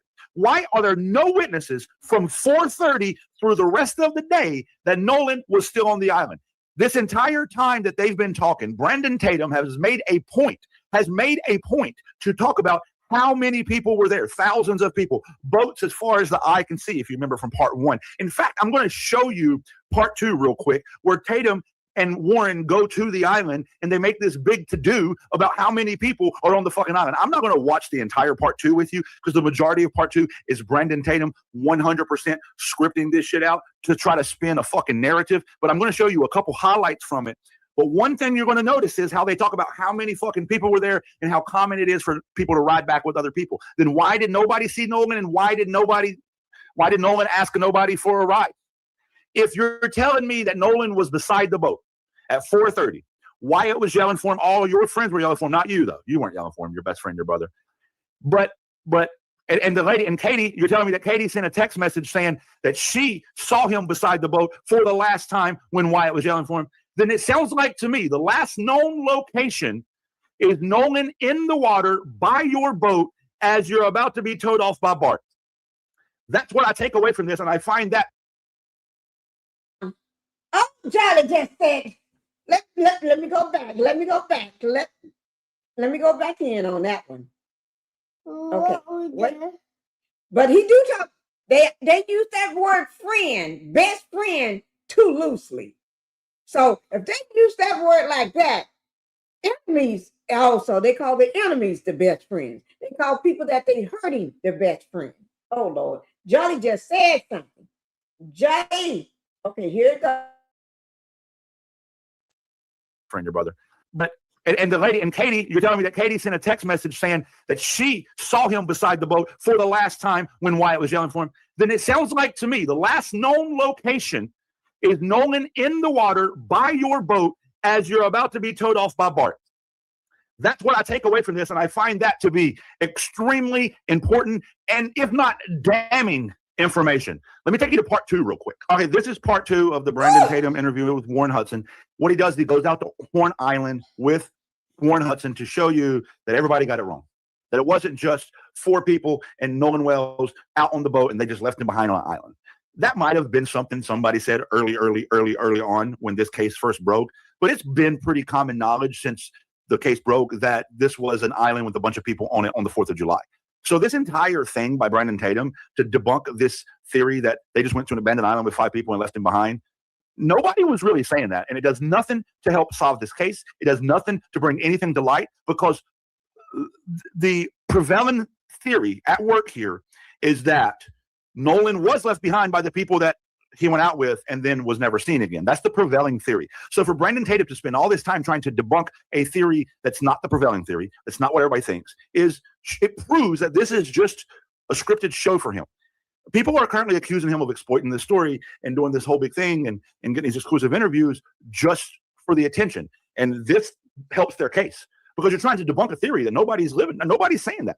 They're saying, hey, there was thousands of people on the island. Why did nobody see him? There was thousands of people there. What happened after they left? That's what they're saying. But he does nothing to address that. He does everything to address this theory that there was a bunch of people that they left him on the island. Listen to what he said. Just listen to the words he says. But on 4th of July, this is a celebration. And so this wasn't a small place where 4 boys took their black friend and dropped him off and never seen him again. This place was flooded with people. And that's the point, Brandon Tatum. That's the fucking point. He spends, what part of the video is this? This is the 3-minute, 48-second mark. From the beginning of the video till now, he spent 3 minutes and 48 seconds debunking this theory that they just went out on a boat and left Nolan out there. That's not the prevailing theory. So you're not actually doing anything to try to help solve the case. You're just, I don't know what the fuck you're doing. And watch this. Let me show you something else. Look at the beginning. This is the beginning of the video. Let me show you something. This is very telling too. Watch this. People you'll see on the video is getting onto the boat. Look at that video he's showing right now. He's showing you the point of this video. If you want to go watch the whole thing yourself, I don't recommend it. It's not worth it. But he's showing a bunch of people getting on multiple boats. He says, see, it wasn't just one boat with 4 or 5 guys who drove out with their black friend. It's multiple boats and a bunch of people. And look at this video. Guys, I want you to look at the video. The video is clearly a home security camera from an upper vantage point overlooking where the boats were loaded. According to what Warren said in the first part of this interview, this was somebody's grandfather's house. I believe he said Wyatt's grandfather. I'm pretty sure it was Wyatt's grandfather. So that means the only way that Brandon Tatum has this video to show you is if he got it from Wyatt's grandfather. That means that, as I predicted in part 1 of me doing this, that this entire thing, having the interview, doing the whole thing, was a joint operation between Brandon Tatum and the family. That proves my theory correct, that they are working together. Otherwise, how would he have this camera? In fact, they let Brandon Tatum go on top of their house to spin this narrative that nobody's even using. And they took 3 boats out. It wasn't just one. It wasn't just Nolan and 4 boys. It was a multitude of people. Before you ever did this interview, Brandon Tatum, people knew that. On several different boats. And some of the boys that they're accusing weren't even on the boat that Nolan was on. But let me show you from the vantage point where I have the video to prove that I'm here where I say I am. See, now he's going to go up there. So right now, here's the angle. He's literally on top of their house. So, like, my whole point here is that he is quite literally working with the family to script this whole thing. So if you ask why the hell would the judge let her son go on this show and do this interview? Because I guarantee mom's there. She's the judge. Warren's mom is the judge. I guarantee there's probably an attorney there. And I guarantee the judge and the attorney were there during the editing process too to decide what goes on and what doesn't. But now let me show you in part 2 where he talks to Hudson. Where he talks to Warren Hudson. Let me show you something. I'm pointing a couple things out during this conversation. They're on Horn Island, and he's asking them, what's the truth about what happened? And nobody knows what happened. Nobody could have seen what happened but the boys. It's a flat-out lie. Nobody said that. That's the whole point, Brandon Tatum. Is there anything that you want to say, you want people to know about this whole experience? Yeah, I mean, if someone's not from here, it's kind of hard to understand, where the island drops off and how the island works. But, there's plenty of people out here, especially on the 4th of July. This is where people come out to celebrate. And, I mean, if you fill the water, you can see right here, Brandon, where it drops off. I mean, you can see literally where it drops off. So, I mean, it goes from about waist deep water, right? You can see it right here. You know, I don't know if you can see my mouse. Can you see my mouse on the screen?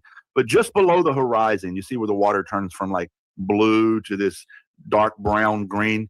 That's the drop off he's talking about. You can see the water is probably waist deep until there, then it drops off. There to neck deep. And that's important. And then it drops from neck deep all the way to like 17, 20 foot. I mean, if you remember in part one, again, if you haven't watched part one, go watch it. The video, a couple videos before this one, he talks about how when they parked their boat, I believe he said at the bow it was neck deep and at the stern it was waist deep, which means they were probably parked somewhere around that drop off. That's important. It's important because he mentioned it in the first interview almost without asking.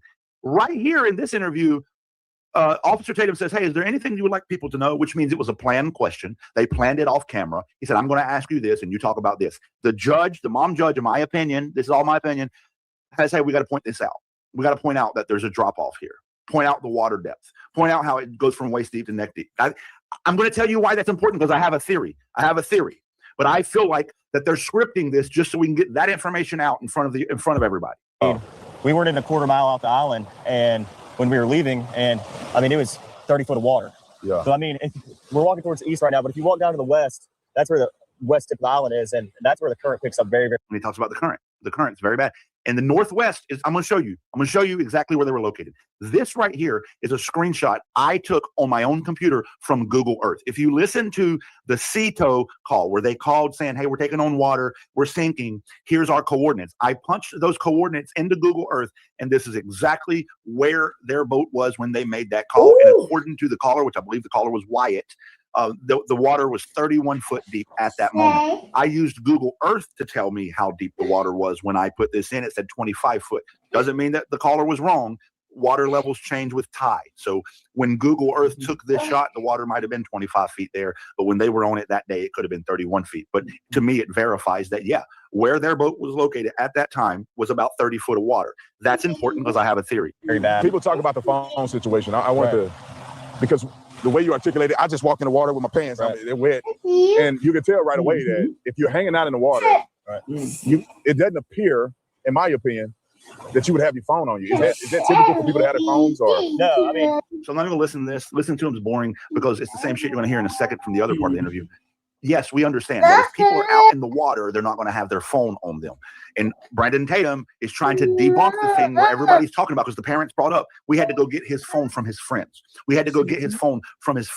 And so everybody's asking, why wouldn't Nolan have his phone? Brandon Tatum is trying to pretend like, well, nobody has their phone if you're out playing in the water. The question is, if Nolan Wells told his friends, I'm going to stay behind, y'all go without me, then even his parents believe he would have taken his phone off the boat so that way he has a way to communicate if need be. Doesn't mean that everybody's in the water playing with their phones. We get that. But he probably would have got his phone from you before you took off with the boat. What everybody's saying, to include his parents, is they don't believe Nolan would stay behind on the island without his friends and not get his phone back from them. So once again, Brandon Tatum is trying to debunk something that nobody's fucking saying. You're not doing anything to help try and resolve this matter. You are, in fact, making it worse, in my opinion. But now I'm going to show you something during this conversation they have. Brandon Tatum brings up Nolan Wells. I want you to watch what Warren does. This is, in my opinion, worth watching. This is the part I want you to really focus on because he brings up Nolan. This is where people want to come out, hang out with their family and friends. And people, first of all, notice that cut. If you rewind this video 2 seconds, and you'll notice that there's a cut between the conversation they were having and this conversation that just started. In fact, I'll just show you myself because I need you to hear his question anyway. There's a cut, which means one of two things. They had a conversation about what they're going to have a conversation about, so they can make sure it's clear, which means they prep the conversation. That's a theory. I don't know what happened. It could mean that somebody interrupted them filming and they had to cut it out. Could have been that Warren said too much stuff and they were like, I just cut that off. He went too long. It could be innocent editing, but it's worth noting the editing right before they bring up Nolan. This happens in part one too. If you go back and watch my part one, there's a couple different edit cuts. I noticed that happened right around when they talk about Nolan. It happened again here, but watch. Hang out with their family and friends. And people say that you guys just left Nolan behind. I've seen reports of people saying that you just left him. I see reports of people saying that you asked him to get on the boat, told him to get on the boat, he didn't. What's the truth in that? Well, Wyatt was having boat issues and the bilge wouldn't pump. So the bilge is basically a pump. Notice his breathing gets really heavy. You can hear him in his speech. He just asked him a direct question. Y'all notice, and all the videos I play too, he never answered a question. He always deflect the question. He never answered a question. He never do. Lay down, baby. He just deflected. He just deflected the question. And it could just be nervous. It could just be nervous because he's talking about Nolan, and this is a big case and makes him nervous. He's only 18. It could be innocent, but it's worth noting, is what I'm saying. It's worth noticing. That releases water from your boat when water comes in. So I opened the back hatch, and there's water up to the batteries. And that is obviously not good. There's water almost coming over the transom, which is where your motors sit, and which is by the stern, like in the back part of the boat. So did you see that? It stood out to me. It's almost like a nervous twitch. He pulls his shirt up. He's just so nervous talking about it. Obviously, we were in an emergency. The boat. Breathing, still getting. We're trying to save the boat. It's not like There was a cut there. He's right in the middle of telling you the story about the most important time, which is what happened to Nolan when you guys were leaving. There's another cut. There's another edit right in the middle. Didn't ask Nolan, or we just left Nolan. Nolan decided to stay on the island with the girl that he was with. And the girl is a witness to that too. Yeah. The girl's not witness to that. That's a lie. Because you just say, by the way, the part I just showed you a minute ago was part 3, so it happened after this. So they went out to the island, and then they came back and did the interview. So in the interview, which happens after this, you say that she says in text, that's the last time she saw Nolan. So she's not witness to that. That's a lie. According to your own statement, that's a lie. Listen, I could do more of the part 3 interview and break down more of his language and show you more of his stuff. But in my opinion, what I've just shown you here and what I showed you in part 1 is the most important bulk of this information. What I gather from what I've shown you here, what I gather is a couple things. Number one, I do not believe that Warren has the best friend like brother relationship that he represented himself to have with Nolan Wells. I believe that's a misrepresentation. And anytime you misrepresent your relationship with somebody, that's deceptive, needs to be exploited.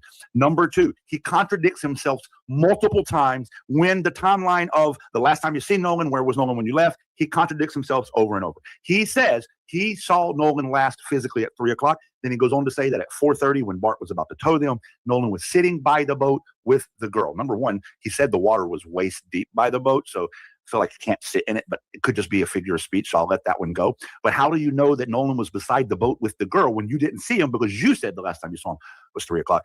He also says that multiple friends said, come on, Nolan, come on, Nolan, come on, Nolan. And Nolan said, no, I'm going to stay behind. I'm going to stay behind. Even though in all of that, Warren himself didn't go try to persuade Nolan, who's his best friend, like a brother. Find that to be problematic. The girl, Katie, by his own admission, texted him and said, last time I saw Nolan was when you guys were leaving and yelling at him to get on the boat. I have a theory, and here it is. I'm basing this off of what I gathered from reading between the lines in these interviews, as well as all the publicly available evidence that is out there from what I've seen. This is my theory. So this is Horn Island Northwest Inn, and nobody's disputing that. That's where they were at on July the 4th. This is where the boat was parked, and then it got towed out to about right here. This is where the coordinates that I showed you earlier on Google Earth, this is where the coordinates put them when they made the sea tow call. According to Katie, last time she saw Nolan was right here beside the boat at 4:30. According to Warren, last time that he saw Nolan was beside the boat, even though he said the last time he saw him was 3 o'clock, he said at 4:30 when they were about to be towed by Bart that Nolan was beside the boat with Katie, and Katie said it's the last time she saw him too. And Warren says Wyatt's the one that was screaming, Nolan, get the fuck on the boat, Nolan, get the fuck on the boat. So I would assume that Wyatt will confirm Nolan was right here as well. And multiple times throughout part 1, part 2, and part 3 of that interview with Brandon Tatum, Warren brought up how the water will be waist deep, then drop off, and then it'll be about neck deep, then drop off, and then it'll be too deep. He brought up multiple times how the water gradually gets deeper and has sudden drop-offs. So this is my theory. All these guys are on the boat. They find out the boat's taking water, and they panic. This is Granddaddy's boat. Can't let the boat sink. We'll be in trouble. My granddaddy will kill me. Let's get this thing out of here. They have a discussion. Hey, there's too many people on the boat. That's why it's taking water. Bart, the other friend, says, hey, if we tow it out away from the shore a little bit and get it into some deeper water, it may get that water that's on top of the bilge pump out of the way, and we can pump the water out and it'll be good. There is GPS data that shows this boat was in fact towed for a distance and then regained normal operations. So that's probably what happened. They towed it out a little bit, and got the water pumped out, and was able to resume normal operations and drive the boat back to shore. While everybody's trying to figure out what to do with the boat, Wyatt, it sounds like, or some other people were like, hey, everybody get on the boat, everybody get on the boat. Who came with us? Nolan. Nolan was out there by the boat. Hey, Nolan, come on. We're taking on water. We get the fuck out of here. And so they start panicking and tell Bart, just pull us, just pull us. I think Nolan starts moving towards the boat. The boat starts moving away from him. By the time he realizes the boat's moving away from him, everybody said the current here at the northwest part of the island is very bad riptide current. I think at some point he couldn't get to the boat and he was too far out to turn around and too far away from the boat to catch up with the boat. And I think the riptide got him. It could be they didn't see him, they didn't hear him, whatever. I don't know. This is a theory I have. I'm not trying to say anybody's guilty of anything because it could have been they were panicking and towing the boat out and he was trying to catch up with the boat and there was a miscommunication because they're not very responsible people and they've been drinking alcohol. Could be any number of things. But let me tell you why, if I have this theory, why I feel comfortable saying this theory. Because when I listen to you speak in these interviews, your information doesn't match each other. Last time I saw him was at 3 o'clock, and then at 4:30 he was beside the boat. Well, that you contradicted each other. He said he was staying with Katie. Katie said he didn't stay with Katie. Katie said he didn't say he was going to stay with Katie. I think they're banking on maybe he said that at some point and somebody overheard it and they can use that. See, they heard him say it. I think they know he was going to get back on the boat and did not make sure he got back on the boat, and then in the panic to get the boat out of there, something along the line happened to Nolan. Did Nolan try to get on the boat and get hit with the rudder? I don't know. I haven't heard anything from the autopsy that would suggest that, so I can't believe that's what happened. Did Nolan try to get on the boat and like get bumped or knocked off? I don't know. But what I do know is that this family deserves the answers, and that after 4:30 p.m., everybody saw him beside the boat, but then nobody saw him again on the island. And you just got finished telling us that thousands of people were there on the island because on July 4th, everybody's on Horn Island. That's what you said. So why did nobody see him after 4:30? Also, why did he not ask somebody for a ride? In this interview, Warren said it's very common to ride out on one boat and then ride back on another one. Then why didn't he ask for somebody for a ride then? Because there's nobody reporting that Nolan was supposed to ride with them. So Nolan just didn't get his phone from you to make sure he had communication. He didn't ask nobody for a ride. The last time everybody saw him was 4:30. Katie said he's not going to stay with me. And they're saying, yeah, he did stay with Katie. And you didn't make sure he got on the boat. I think that somewhere in there, maybe not malicious intent, they were trying to get the boat out. He was trying to get on the boat, got caught in a riptide, and drowned. That's my theory. Now, when I put this out, you might say, oh, well, how dare you accuse these kids of something so malicious and bad? I'm not accusing them as much as I'm saying this is what the evidence suggests to me when I give it a logical analysis, and I'm trained to identify deception in language. And listen to that interview, there's a lot of deception. So if you didn't want me to come to this conclusion, then you should have been less deceptive and more upfront in exactly what happened, because there's no way that a whole 18-year-old went out to an island and everybody saw him at 4:30, then nobody saw him again, and nobody has any better information about what happened. That family deserves to know. Somebody in here is not telling the truth. I don't know that it's Warren, by the way. I don't know. I know that Warren's being deceptive because I think Warren's telling a story. Before he got on this camera, he was told, this is what you say, nothing else. That's what I think. That's my theory. But somebody knows the truth, and the family deserves to know. That's my fucking theory.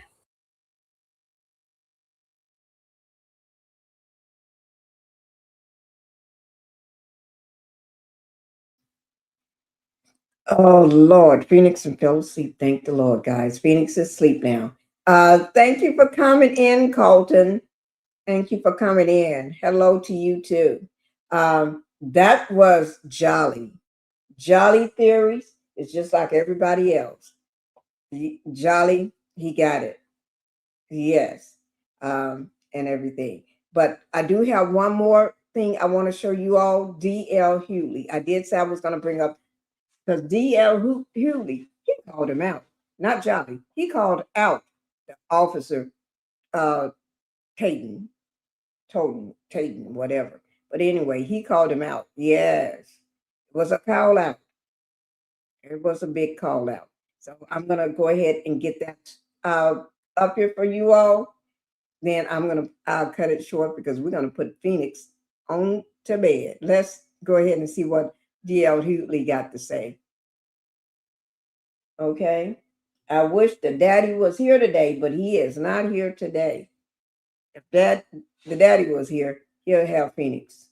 Okay. So here we go. Let me make sure this is Brandon Tatum. Y'all just see what unfunny ex-comedian D.L. Hughley just said about me. Posted a picture of me and my wife. To do what? To be a racist? You are the lamest dude in all of comedy. What is more lame than calling yourself the job you used to have? You're not an officer anymore. You were a football player who failed at being a football player. You didn't make the team, so you became an officer. That wasn't working out, so you became an influencer. You talked about emotion. What is more emotional than this? Word.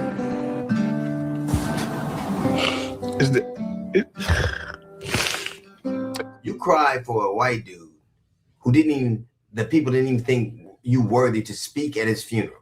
You said you wouldn't cry for your son, but you cried for him. Mm-hmm. That's not emotion. You talked of the way Benjamin Crump talks. just want to blame white folks. And so I go out there because I know that lame Al Sharpton and Mr. I can't read Benjamin Crump is just race hustling, y'all. You talked about how those boys are innocent. You had proof. Now, I don't know whether they're innocent or not. I don't know what happened there.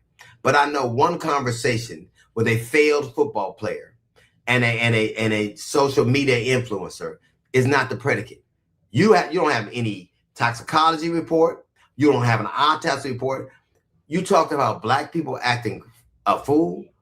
Black people are right to be suspicious of a state that took 31 years and 3 trials to prosecute and find guilty the murder of Medgar Evers. Black people are right to be suspicious of a state that in 2005 found 215 black people that were dead and buried in a pauper's grave and nobody knew they were there.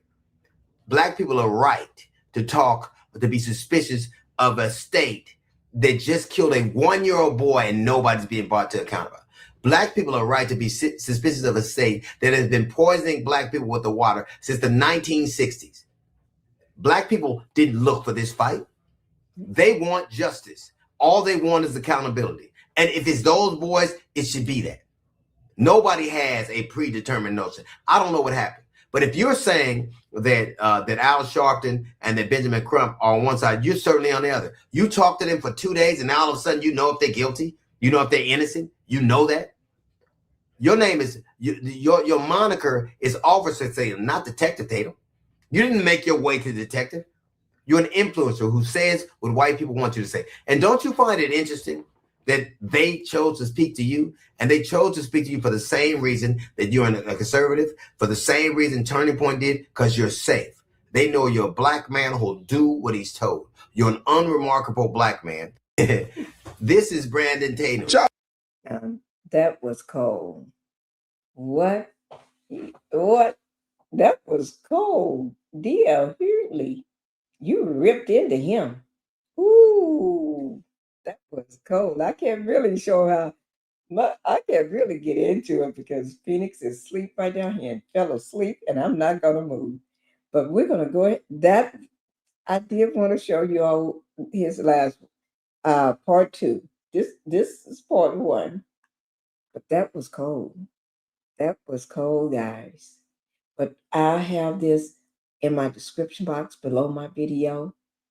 And I do want to thank everybody.